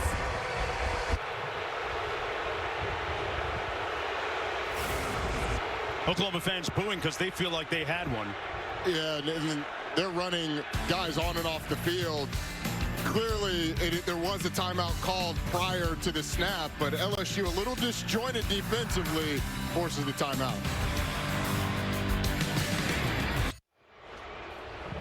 WWE Survivor Series is a Thanksgiving week tradition since 1987, and War Games returns tonight with a stacked card highlighted by the main event, a 5-on-5 locked 2-ring steel cage match with Cody Rhodes and Brock Lesnar leading their teams. Coverage starts 7 Eastern, streaming on the ESPN app and the Unlimited plan. Who do you like? Do I ask you who you like in that? In a 5-on-5 locked 2-ring steel cage match, I like the home team. Always Satania, part of the home team, hangs on to it after taking a hit and points towards the end zone. It's a first down at the 37. It's a nice delivery by John Mateer, maybe his best throw of the day, and the catch by Isaiah Satania, phenomenal before the safety gets there. Up at the line of scrimmage quickly. Mateer picked off, coming back the other way. Halsey, and he's got a group of blockers in front of him. Knocked out of bounds. That's the second interception of the day thrown by Mateer, who ultimately made the tackle. But the Tigers defense once again proves to be impregnable. A.J. Halsey ends up right here, and John Mateer locks on the route by the tight end, Jaron Koenig. And all Halsey does is read the eyes. When it gets to Jaron Koenig, he breaks on the football. And after a second after making a tremendous throw on a 3rd and long, LSU comes up with its second interception of the game, 16th on the season, leading the SEC, and sets up this offense in good field position once again. It's the type of game, Roddy, you said it a little bit earlier, it might take just one play to win it. On the ground, down to the 24-yard line, Harlem Berry. Nice gain. Picks up about 7. It'll be 2nd down and 3. And Mark, you asked at halftime, what does Oklahoma need to do to get the offense going? I mentioned commitment to the run game. They ran it really well in the first play and then didn't go back to it consistently. They converted the 3rd and long, but then you throw the interception. I think it's the same thing for this LSU team. Stay committed to the run game and use Michael Van Buren's legs as well. Harlem in the backfield. Behind Van Buren, takes the handoff, and he's close to another Tiger first down. It'll be 3rd down and short. About a yard to go. Just underway here in the third quarter. LSU looking for its 8th win of the season. Brent Venables has talked about the pillars of his defense. What he wants it to look like game in, game out. Physical, punishing, relentless, and suffocating. They need all 4 now.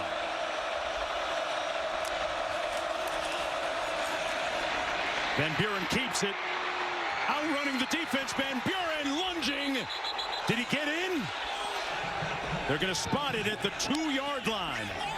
Michael Van Buren with a burst.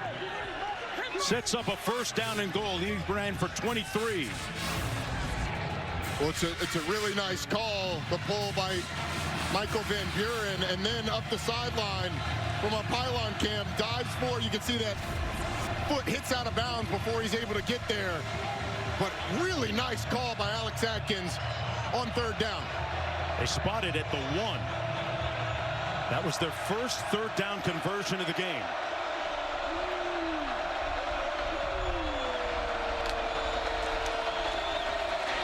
Out of the backfield, touchdown Tigers, Thomas. And LSU able to capitalize on the Mateer interception.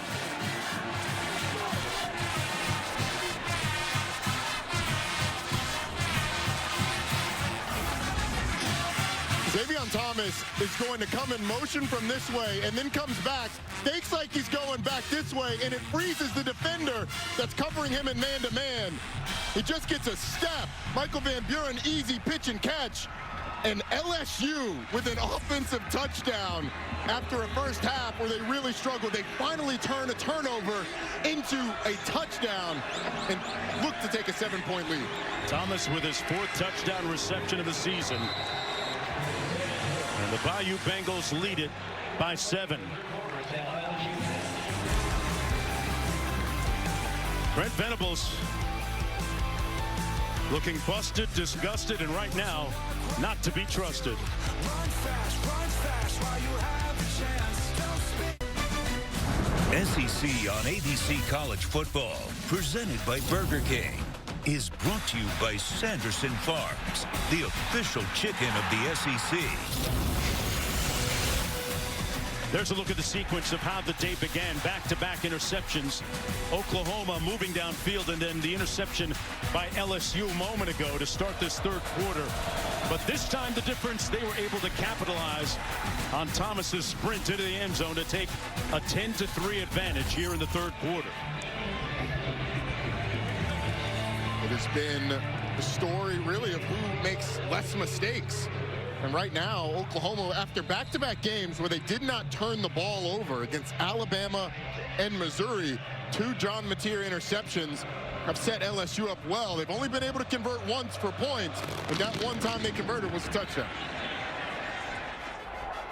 Fair catch called at the 16-yard line. This week's college football playoff rankings brought to you by Capital One. There's a look at the brackets right now. With the loss, what happens here? Oh, man. I think Oklahoma drops to a place where they are going to be compared with Texas. And Texas has a head-to-head win over Oklahoma. So our playoff predictor gave them a 40-something% chance of getting in the college football playoff with a loss. I think with a loss, Oklahoma is out. Because the cutoff to get into the college football playoff right now looks like it's going to be 10. Because you get 12 teams in, but the Group of 5 champion and the champion of the ACC are going to be ranked outside of the top 12. Great point. Mateer. And, of course, Tulane and North Texas probably going to end up playing in that American Conference Championship game next week on ABC Friday night. Meanwhile, here's a look at our games of import in the SEC. The Iron Bowl coming up right after this one with number 10 Alabama. Coming into the day, the SEC looked like it was primed to have 5 teams in the college football playoff, with Oklahoma now on the road. Mateer delivers a strike out to the 43-yard line. Catch by Caden Helms. And that's a first down. Going to be interesting to watch, Roddy, if Mateer can get his rhythm back after throwing that pick a moment ago. Picked up 16 there. Well, he is resilient. He's played a lot of ball over the course of his career. And I would expect exactly what we just saw, him to be locked in. Thing is, can they find any run game? Here's Satania on the ground, nowhere to go. Pardon me, that was Torrey Blaylock brought down for no gain on the play. You talk about Mateer and his leadership. It was established early once arriving on campus, coming from Washington State. In the spring, there was a voluntary workout session, and very few people showed up. So he basically turned the group text chat green. He sent out a text, a scathing one, to his teammates saying, guys, if we want to have a different result from the previous year, we've got to show up and work hard. He did and they did. The ball came loose on the hit by Keys. Wow. John Mateer recovered it. Back up at the line of scrimmage. Third down.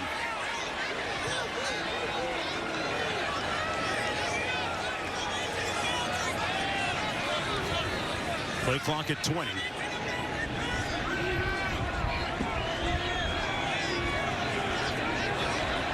LSU with a late substitution. Oklahoma's going to catch him at 12 on the field. We've seen that a couple times. Mateer complete on the slant. Gibson. And he's finally stopped up at about the 31-yard line. Another first down and a late flag thrown. The flag is...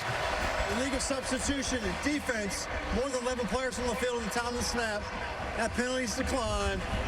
Seen that a couple times, right? We have, and mechanically, Oklahoma substituted, so the referees will hold the ball and allow LSU to match the substitution, but it takes so long for LSU to start the substitution process that the center judge is released, and Oklahoma is able to have a free play because LSU took its time sending another player on the field.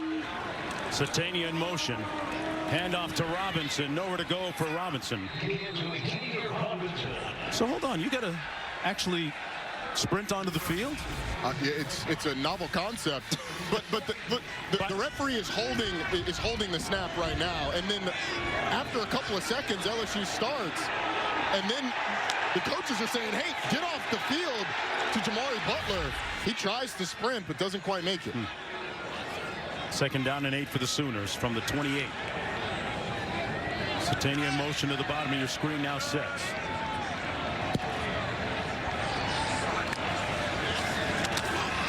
They pick up the pressure. Mateer fires high, incomplete for Satania. And it's incomplete, setting up a third down and 8. What was a hard hit delivered by Tamarcus Cooley. Legal hits the receiver right in the chest. But an errant throw by John Mateer. Oklahoma, Mark, is still looking for its first trip to the red zone today. Wow. And here they have a third and long situation. They've been able to convert a couple of times in the second half on third and longs, but LSU has gone to zone coverage where John Mateer's been able to find the open receiver. Sooners with trips to the bottom of your screen. Mateer looks the other way, one-on-one, and is picked off at the 7-yard line. The Tigers with their third interception. This time, it's DJ Pickett.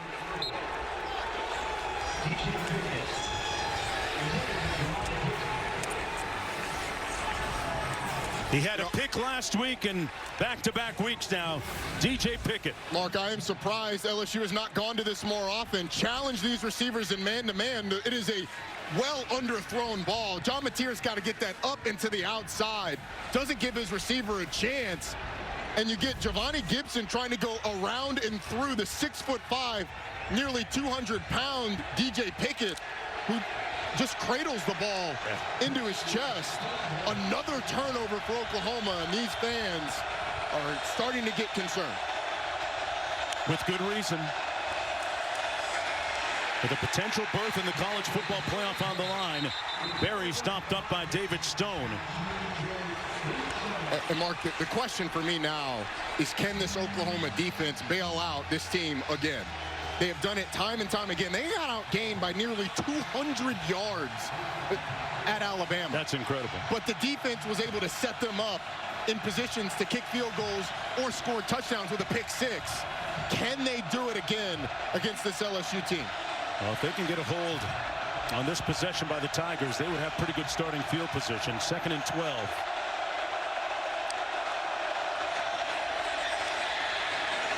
And that's going to be a keeper by Van Buren. Nowhere to go. Couldn't hit the edge. Spears Jennings making the tackle, setting up 3rd down and long. Robert Spears Jennings, one of the top safety prospects for this upcoming year's draft, made a really nice play there. LSU, I think you are being very conservative with this play call. You do not want Brent Venables simulated pressures or full pressures to cause a holding in the end zone or a sack in the end zone, or certainly a turnover. I think you're being pretty conservative here with Michael Van Buren in this offense.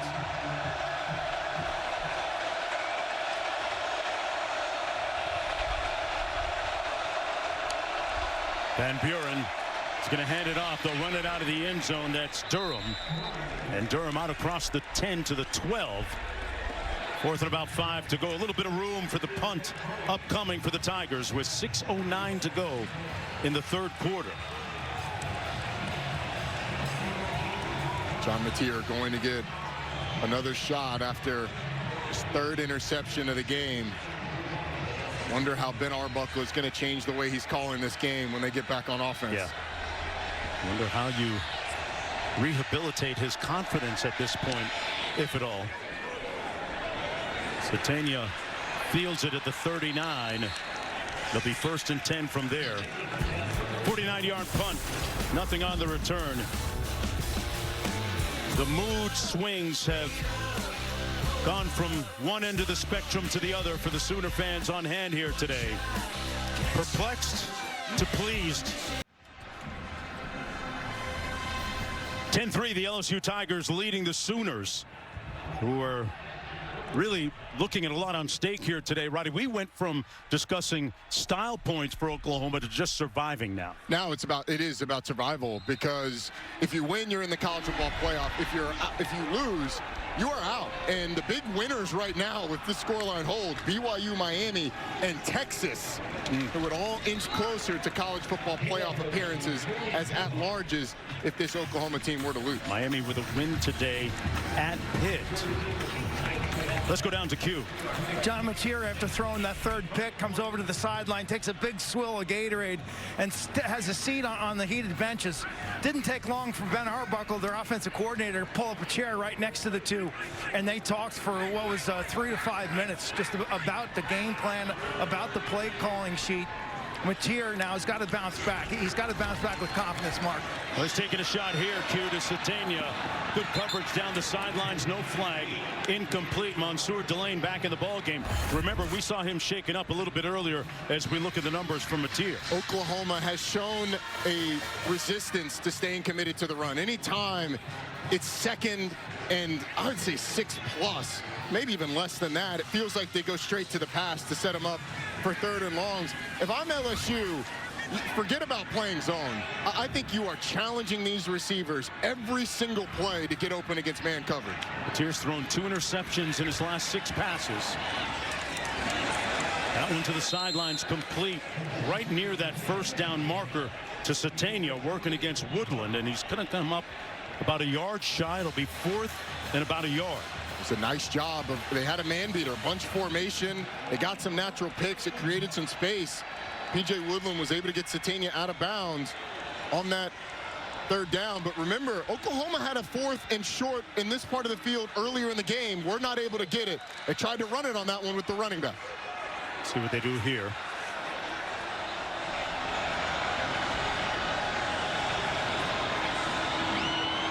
Play clock at 3.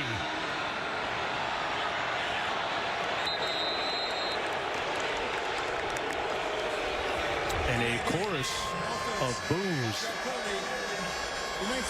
cascading down from the stands here.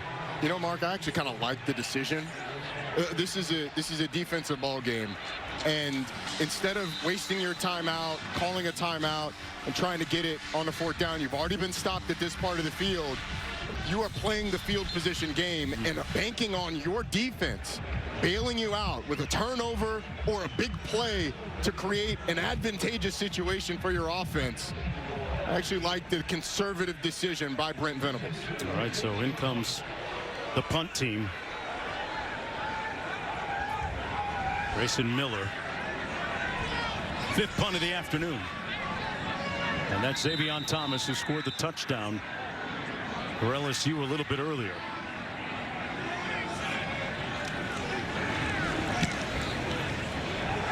A high spiral.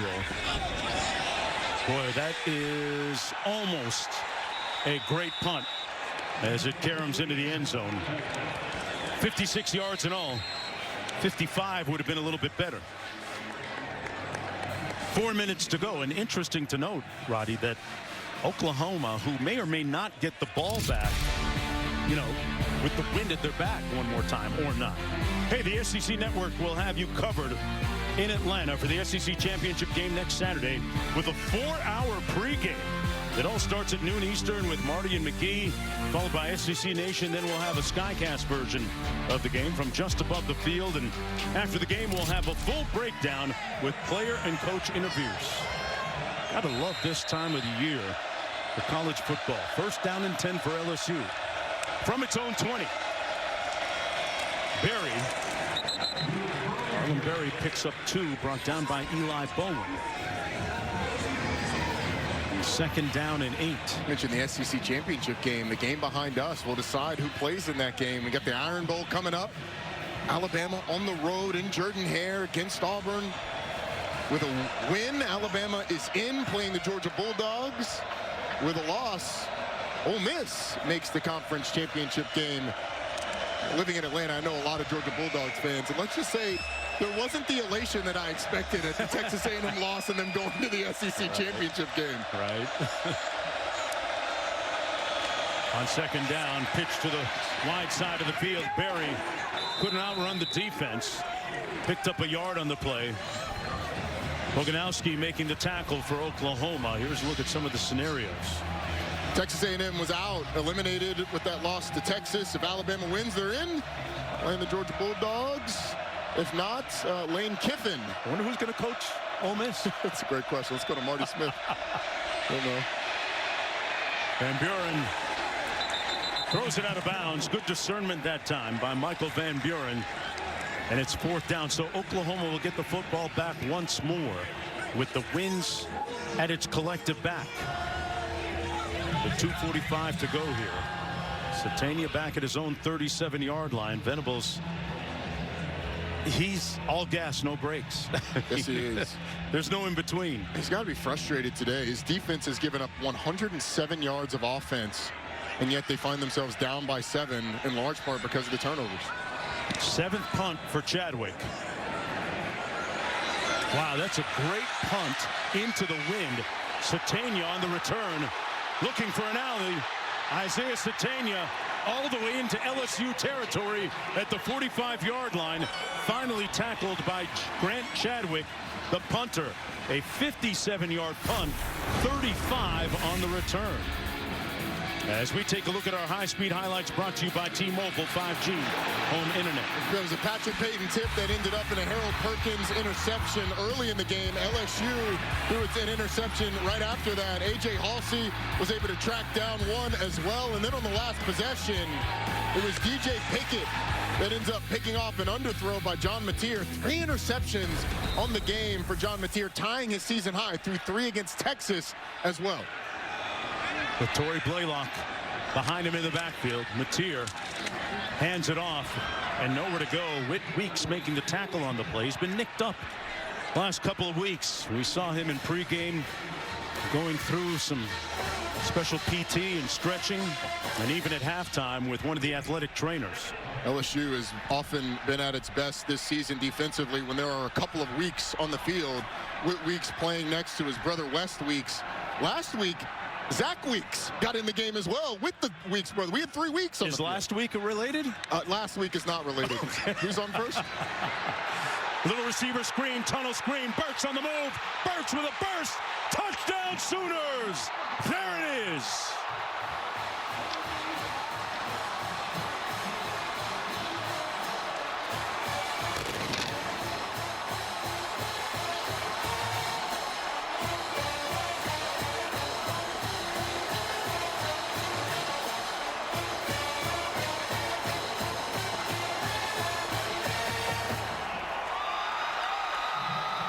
Deion Burks on the tunnel screen. busts loose and registers his 3rd touchdown catch of the season, the 13th of his career. And Oklahoma knocks the game at 10 apiece with 1:47 to go. So if you were wondering about the resolve and the resilience of John Mateer, there's a window to what he's got left, Roddy. Certainly is. There's no safety in the middle of the field, and you're going to get a couple of offensive linemen pulling with a blitz off the edge, and it creates a ton of space for Deion Burks. The offensive linemen get down the field. You've got offensive linemen downfield. Michael Fasusi looking for someone to block, and then it's Deion Burks with the speed to the end zone. It's a nice call set up by the long punt return. Once again, this Oklahoma special teams comes up big after the long punt by LSU. And just by hanging in there, keeping that defense hanging in there, keeping them close, you hit one play offensively and you're back in this. And you made a great point a moment ago in Coach Venables trusting his defense, not going for it on that 4th down. Pays dividends here. It certainly did. It set up LSU back in deep in their own territory. They get a boomer of a punt that the Sooner is able to return because LSU outkicked their coverage. And then one play to Deion Burks ends up in a touchdown. I see what you did there with the boomer punt and the Sooner. Sometimes you run into some things. Hey, how about that? It'll be 1st and 10 from the LSU 25. And what kind of response does Michael Van Buren Jr. have? Tigers have not defeated top 10 SEC opponent on the road since 2020, the COVID year. LSU has not really had much going on in the second half. Offensively, 41 yards. And now this crowd's getting back into it. We've seen them displeased at times today, but they are fired up and alive after that touchdown. Berry in the backfield on 1st and 10. Pass complete to Brown. Brown brought down at about the 28-yard line. He's 2nd down and 4. Kobe Johnson making the tackle for the Sooners. It's a nice 1st down play for LSU. I think. Why do you like that call? Because it gets the ball on the perimeter quickly in space. And running the football has been tough. You have to stay committed to it. I'd like to see them try and run it on the perimeter some, like we saw with Michael Van Buren on the long play that got him down inside the 5. Hilton Jr. in motion to the top of your screen. Van Buren pulls complete. That's going to be a 1st down catch by Kyle Parker. Right beyond the 35-yard line, and they move the chains on the 7-yard pickup. For a free access throw, Jacoby Johnson, the corner, is well off the football. Just a little 5-yard out, and it gets you a 1st down. Those are the things that LSU has to take advantage of, as everything else has been really difficult for them today. Thomas splits out wide to the top of your screen. He scored the only touchdown today for the Tigers. Parker in motion. And keep it on the ground. Nowhere to go for Berry. Brought down against the #1 defense against the rush in the country. Williams, one of the first guys to get there. 1-yard pickup. It's really starting to feel like Oklahoma is daring LSU to throw the ball. LSU's not going to have to snap it. And if they don't want to, they can take this thing to the 4th quarter. But a lot of bodies around the line of scrimmage for Oklahoma.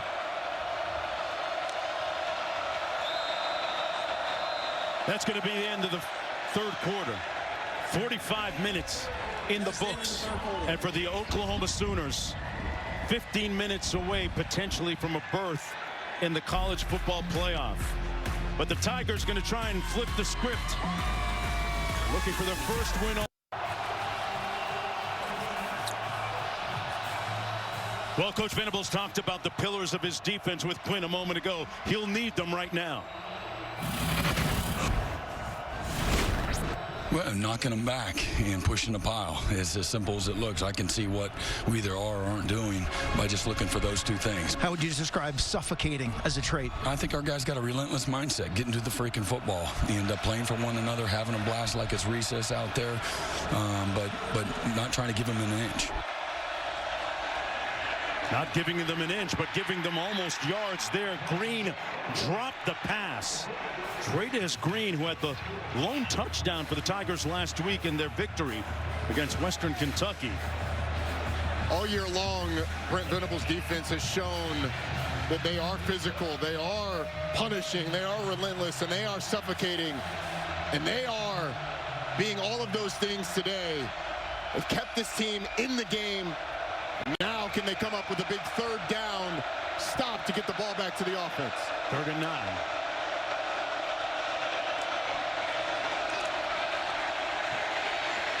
Van Buren going to take off. Slides in short of the first down.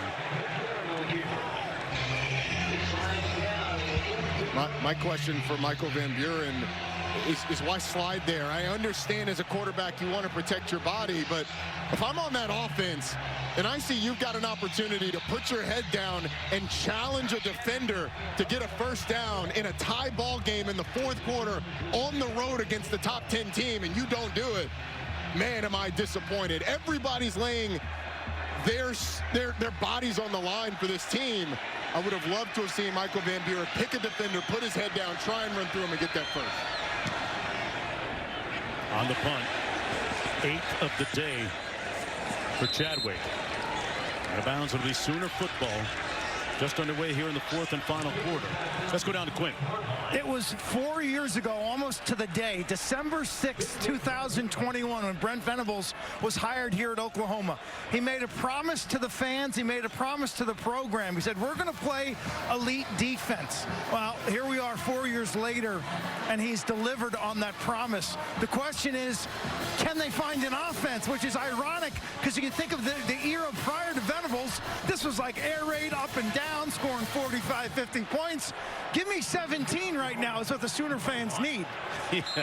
They may only need 12, Q. I mean, the way this defense is playing, one more score might do it. On the keep by Mateer. Nowhere to go. He'll get back to the line of scrimmage. Pyburn making the tackle. Yeah, the Sooner defense is running off the field, telling the offense, hey, hold them until we get back. Huh? Right, exactly. Okay, make sure you just don't set us up poorly. We will eventually get it back in your favor, but this is an Oklahoma team. Defense and special teams has carried them over the last few weeks. They got the best kicker in the country. All you got to do is get in ring. Mateer. Incomplete. Almost intercepted. A dangerous throw. Halsey had it hit his hands, it appeared like, from up here. I think it did. It was just too quick on the ricochet. But the man-to-man defense in large part has been smothering. P.J. Woodland all over Deion Burks, knocks this ball, tips it, and A.J. Halsey has an opportunity for his 2nd interception of the day, what would have been the 4th for John Mateer. I mean, it really feels like all Oklahoma needs to do is prevent LSU from getting interceptions, and they'll have a good shot. On 3rd and 10, Mateer pursued. And it's going to be brought down at the 22 and 4th down coming up. Pyburn and Gooden there to make the tackle. So the Tigers defense holds on that sequence. And they'll get off the field. Jamari Butler had the initial pressure, and the ball was a little loose, it looked like. John Mateer, at least initially, but able to hold on to it. Well, Xavier Thomas will go back, Roddy, and wait for this punt. 6th of the night for Grayson Miller. Keep in mind that Thomas had a 40-yard punt return last week in that game against Western Kentucky. Into the wind, line drive. Thomas fields it. And well covered by the Sooners. Going to be tackled right there at the 32-yard line on the 44-yard punt. There's a look at the odds of Oklahoma making it to the college football playoff, but they need to handle business and stand on business when we come back with 12:34 to go.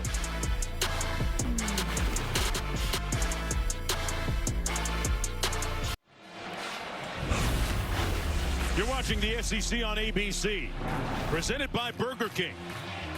Here at Memorial Stadium, Norman, Oklahoma, night has fallen. On this last Saturday in November, Mark Jones alongside Roddy Jones. Quinn Kessenich down on the field chopping it up. It's LSU football, 1st and 10 from their own 32.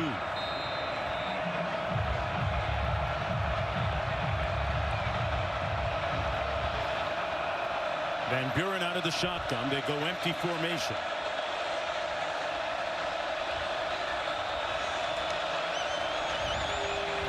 They go to the single side. Green makes the catch. Down at the 36-yard line. They went to their big, imposing target. He's listed as a tight end, but Trey'Dez Green is just like a big receiver when he's out wide. 6'7", up against defender for Oklahoma. Really nice job up against Davon Jordan, who just there's no contest against a 6'7" receiver. Keep it on the ground. This is Juwan Johnson, broke a tackle. Mouthpiece came flying out, an indicator of how hard they're hitting down there. I thought I heard somebody say too little down there. I mean, it might as well have been. I mean, this is a guy who played on the LSU basketball team last year as well. Just a tremendous athlete who's one of the biggest mismatches that you can find around. He is a special talent out wide. You can see even when he's up against a safety, which he wasn't on that play, Davon Jordan, who's 5'11", exactly. Just no match for with a well-thrown ball.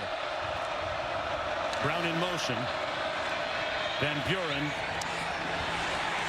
down to the 20, caught by Thomas.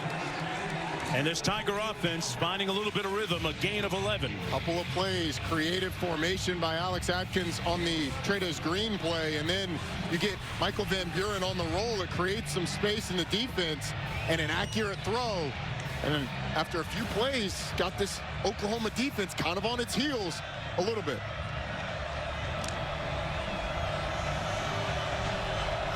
Trey'Dez Green back in the ball game.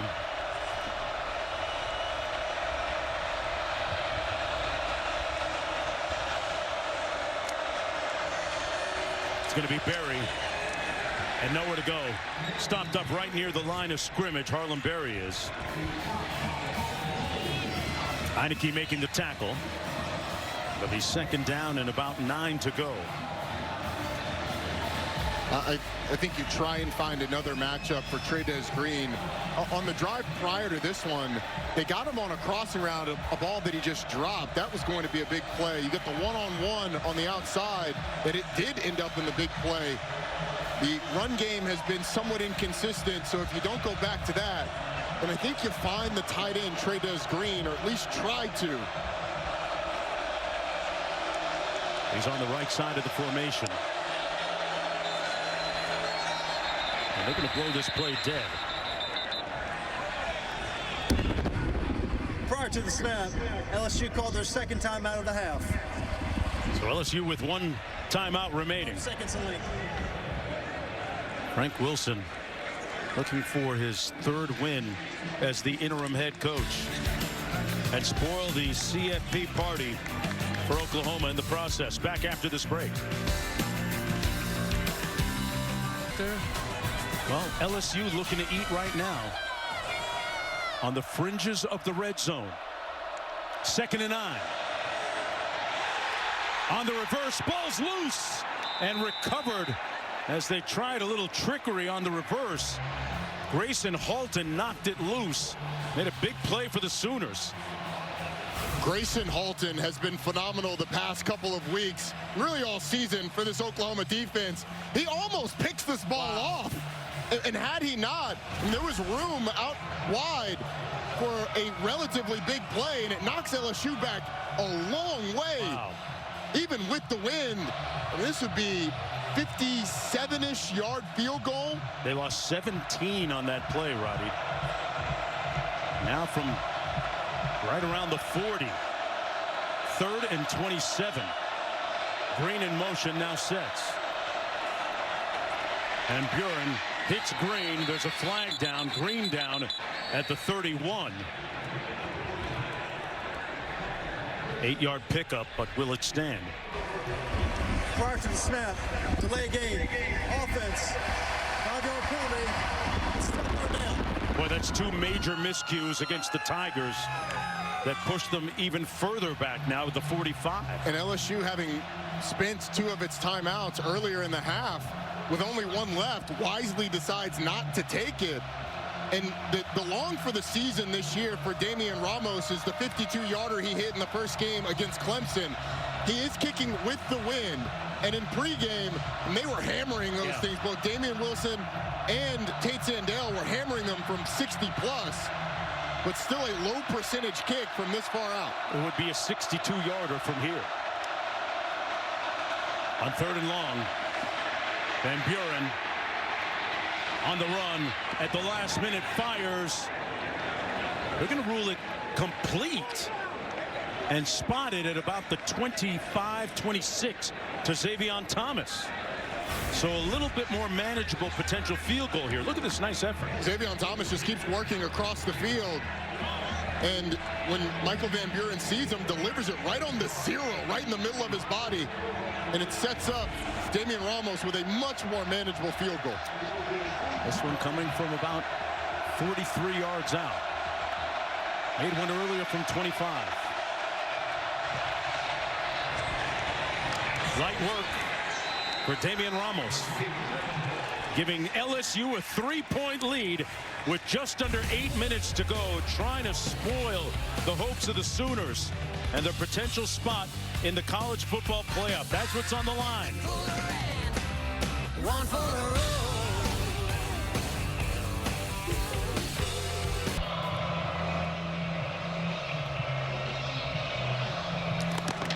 Back here under the lights at Memorial Stadium, LSU leading by a field goal.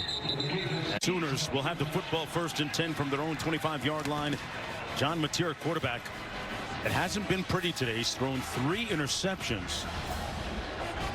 And with 7:56 to go, the way this game has been going, you don't want to leave it to your defense too much, Roddy, right? At some point, the offense is going to have to put together another drive and get down into at least field goal range to tie this thing up. You saw the numbers on John Mateer, 226 yards passing. Those 3 interceptions have proven costly.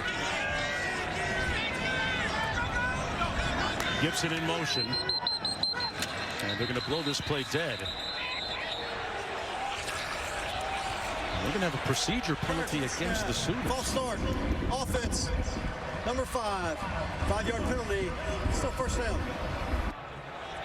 8 penalties against Oklahoma for a total of 60 yards. Please reset the game clock to 7:56. Feels like they've been very costly. You had the 2 15-yarders on an early LSU drive that ended in a field goal. Helped LSU out a ton. Now they're behind the sticks on a 1st down after the procedure penalty. Back at the 20.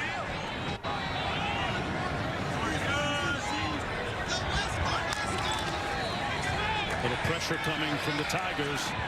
Mateer incomplete. It seemed to hit Gibson in the hands. But it sets up 2nd and 15. Mark, I wonder if he was distracted a little bit by the umpire, who did a great job of getting out of the way. But the umpire's right here in the middle of the field, and John Mateer is going to throw it basically right at the umpire's ear. And he ends up ducking out of the way. But Giovanni Gibson might have been distracted just slightly by the umpire, who's just doing his job. Yeah. On the run, this is Mateer brought down by Keys. And a quick 3rd and long coming up. Take another look at it.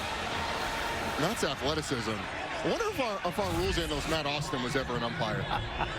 we established Jerry McGinn was not a few weeks ago. Matt, were you do you ever suit up in the middle of the defense as an umpire? Never. You got to be ready to duck. It was emphatic, man. 3rd and 12. Trying to keep this drive alive. Mateer scrambling. The pass is caught by Kanik, but it's short of the 1st down. It'll be 4th and about 4 to go here. A little bit of a decision for the Sooners. I don't think it's much of a decision. I don't think you want to put LSU in a position where they could get the ball in a short field. You punt the ball away. Ultimately, your defense has played well. LSU only has 171 yards of offense. And so you punt it away, you hope your defense can hold them, and give your offense some time to get it going a little bit. Grayson Miller into punt again. I love it when the analytics agrees with the rod analytics. What about that, huh? 7th punt of the afternoon. Fair catch called back at the 30-yard line by Xavier Thomas. 1st and 10 for the Tigers. Roddy, if they can hang on to the football here for even 4 or 5 minutes, that might be it. We are starting to count possessions. This is the last drive. They go up the sideline to Trey'Dez Green in a one-on-one situation. Roll Michael Van Buren out. He gets a nice completion to Xavier Thomas. And then another one. That was a crucial one on 3rd down to get Damian Ramos into a manageable field goal situation to take the lead. And you're right, Mark. I mean, you need 1st downs, obviously, and those have been hard to come by for LSU today. They've only have 8 on the day, but if you're able to put together a drive, you really put the pressure on this Oklahoma offense.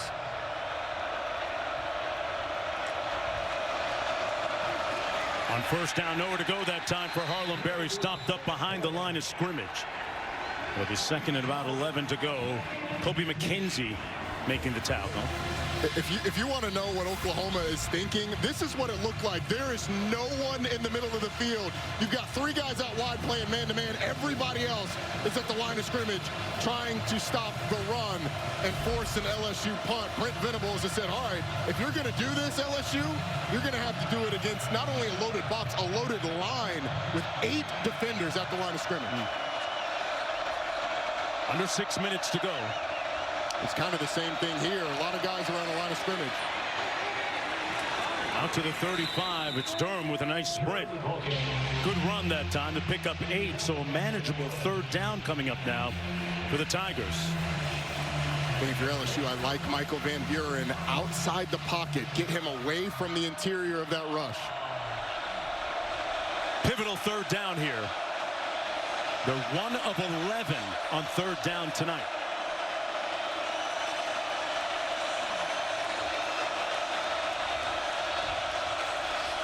Third down, nobody in the middle of the field. Van Buren fires. Incomplete for Brown. So they get the stop. Eli Bowen there defending. Seem to be thrown a little bit behind Berry and Brown. So the Sooners will get the football back and another punt. Oklahoma showed pressure initially when LSU went to check. Oklahoma said, okay, we showed a little pressure before. Now we're going to bring a lot of pressure. They brought 7 defenders on that last play. Got a free rusher at the quarterback and forced the incompletion. Chadwick with his career-high 9th punt of the day. All the way back at the 16-yard line. Satania fields it. They got a long way to go. 1st and 10 from the 16-yard line. Interim head coach Frank Wilson of LSU, a St. Augustine graduate in New Orleans. So being at LSU means the world to him. A school that also sent Tyrann Mathieu and Leonard Fournette to LSU from St. Aug. His team leading by a field goal with 5:04 to go. And this is why Brent Venables in the offseason went and got John Mateer and Ben Arbuckle. It's for situations like this. 5 minutes left in the game, down by 3 with a college football playoff berth on the line. You need this Oklahoma offense to come up big for you. Mateer surveys, pulls complete. Works the middle of the field to the tight end, Cannock. About a yard shy of the 1st down. 9-yard pickup. Keys making the tackle. 2nd and short. Mateer finds his tight end Cannock again. And a little bit of yards after catch all the way out to the 43. 1st and 10. Sooners with its full complement of 3 timeouts remaining. A pickup of 17. They caught LSU off guard a little bit with the tempo. I like the fact that they're going really up tempo now. Mateer downfield wide open. It's room service. Satania. College football playoff hopes alive.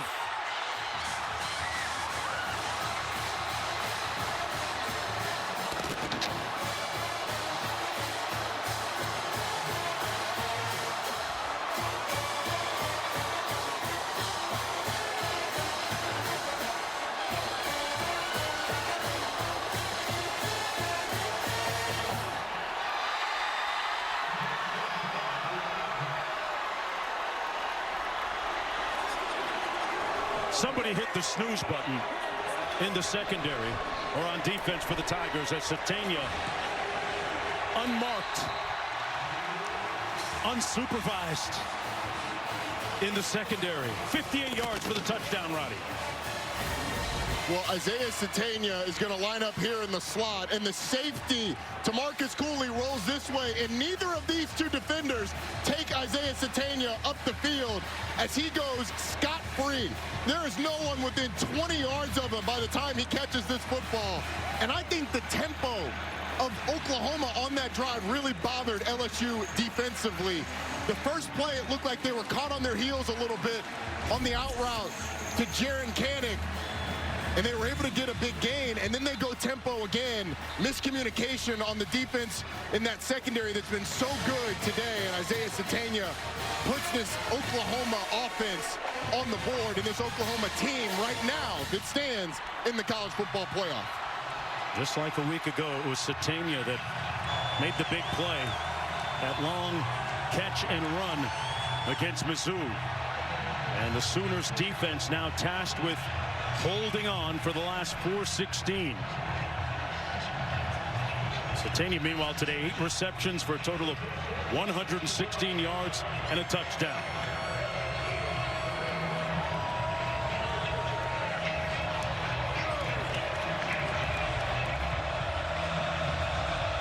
Well, the Sooners officially off of life support.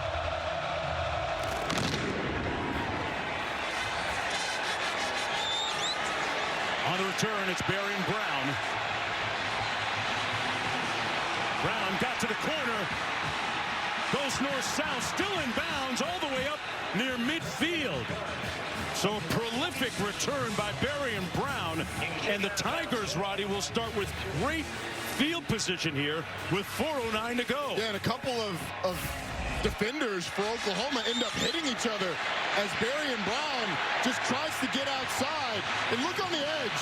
You got a couple of guys taking themselves out. Tate Sandell actually does a pretty good job of slowing Barian Brown down so that the tackle can be made. But LSU in good field position, down by 4, 4:09 left on the clock. A 47-yard kickoff return. Michael Van Buren making his 3rd consecutive start. Out of the shotgun. Durham in the backfield. Receiver screen complete. Down to the 44 is Chris Hilton Jr. Going to be a gain of about 4, close to 5 on the play. Under 4 minutes to go. The Tigers with a singular timeout remaining. 2nd and 6. And with the tempo that LSU has gone with all game long, and with only 1 timeout, you can't count on another possession. This is the possession that you have to find the ball in the end zone. You've got to find a way to score a touchdown.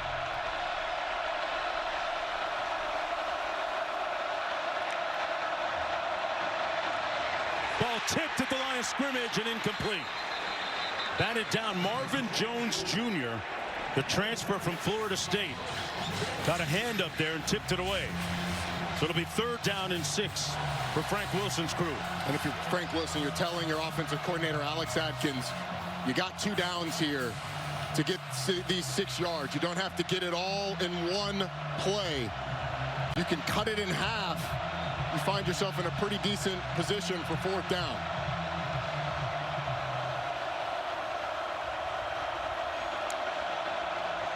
Van Buren got it off, complete. 1st down all the way to the 36. Parker moves the chains with 3:16 to go. Big time play by Kyle Parker. Picks up 10. Yeah, it was a nice job of picking up the blitz by that LSU offensive line and the running back, Caden Durham. And Kyle Parker just sits in the soft spot in the zone. Good recognition by Michael Van Buren.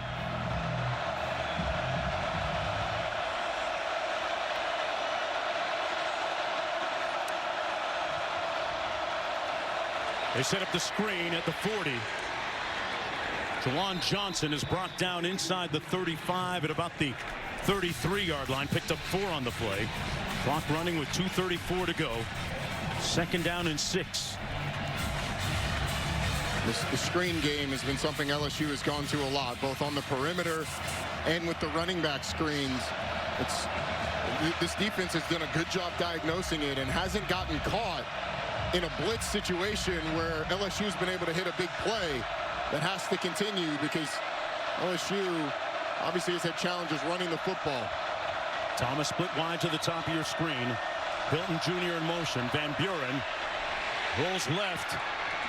Completes the pass at the 33 to Durham. Fell down immediately. Picked up a yard on the play. And we have hit the 2-minute timeout. Coach Venable's team trying to hang on with LSU threatening. We'll be right back after this break. When the day began here in Norman, Oklahoma, the name Lane loomed large over the LSU program, but the players on the field in the present moment trying to right now complete a stirring comeback, down by 4 with under 2 minutes to go. And for their opponents, Oklahoma, a berth in the college football playoff on the line. 3rd and 5 for the Tigers.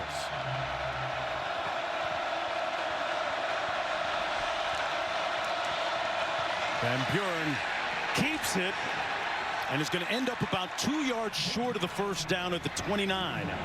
So a manageable 4th and short coming up. I like the call, though, from Alex Atkins. And now what do you go to on 4th down? Because it's 4th and 2, everything's kind of on the table. I'd like to see them get Michael Van Buren on the perimeter with his legs and give him the option to either throw it to somebody leaking out or run it. Keeping him in the pocket, I don't think that's the way to go unless you've got a really good matchup. Against the top rush defense in the country. Thomas in motion, and we're going to have a timeout called by LSU. And if you were going to take that timeout, you'd like to have saved a lot of time by taking it early. Tell you what, his face tells you everything that he's feeling on every play. The demonstrative Brett Venables.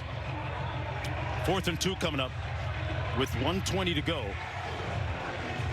If you're LSU, you talked about the options, getting Van Buren on the edge. How do you want to do that against the defense that gives up the fewest yards per carry in the country? Well, I think a simple rollout gets you in a position where you're away from that rush, unless you've got a matchup on the outside that you like. And that would be one of your receivers against a corner that's off the line of scrimmage, giving you a free access throw. I would expect Oklahoma to take those away, whether you're pressed up or you roll to a coverage that takes away the easy throws. But does LSU dare to try and big man this Oklahoma defense? The defensive tackles have been excellent. David Stone, Grayson Halton in the middle. Those two guys have been phenomenal all day long. Backs line up out of the eye. Play fake. Incomplete. The Sooners will take over on downs.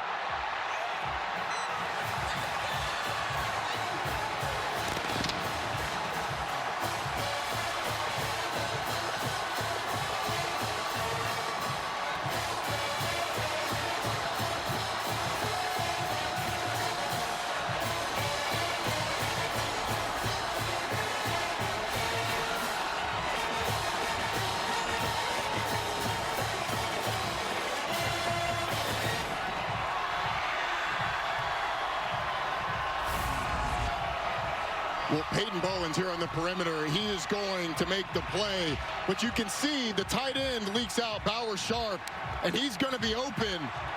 If Michael Van Buren is just able to get the ball there, releases late, he's open with the potential to get to the first down. He might get contacted by one of the Oklahoma defensive backs before he gets there. It's going to be challenged, but Frank Wilson's group falls 2 yards short of extending the game, and Oklahoma all but stamps their appearance in Brent Venables' first college football playoff as the head coach here in Norman. First time for the school in the playoffs since 2019, 6 years since Jalen Hurts was at quarterback. And they did it in typical OU fashion. Low-scoring defensive battle. The defense doing a lot of the heavy lifting. limiting LSU to just 13 points.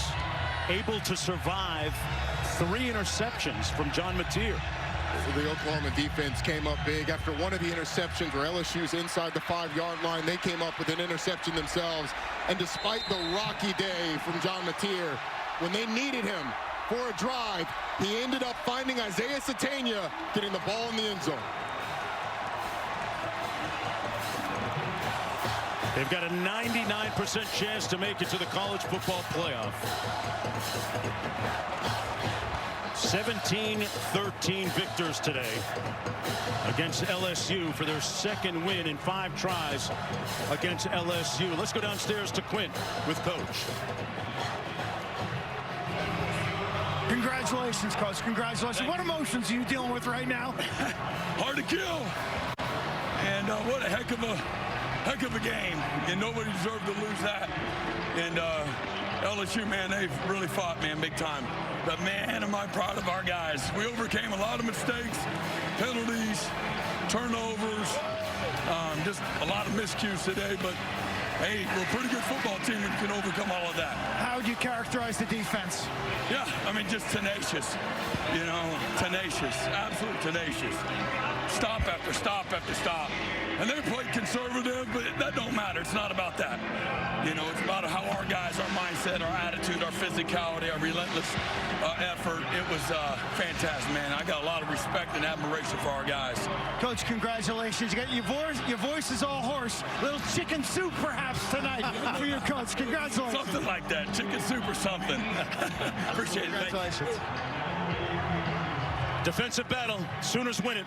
And as they say here in Oklahoma, Sooner born, Sooner bred, and when they die, they're Sooner dead. But they're very much alive and probably going to the playoff and probably host a game as well. College football scoreboard coming up next on ABC, followed by Alabama-Auburn.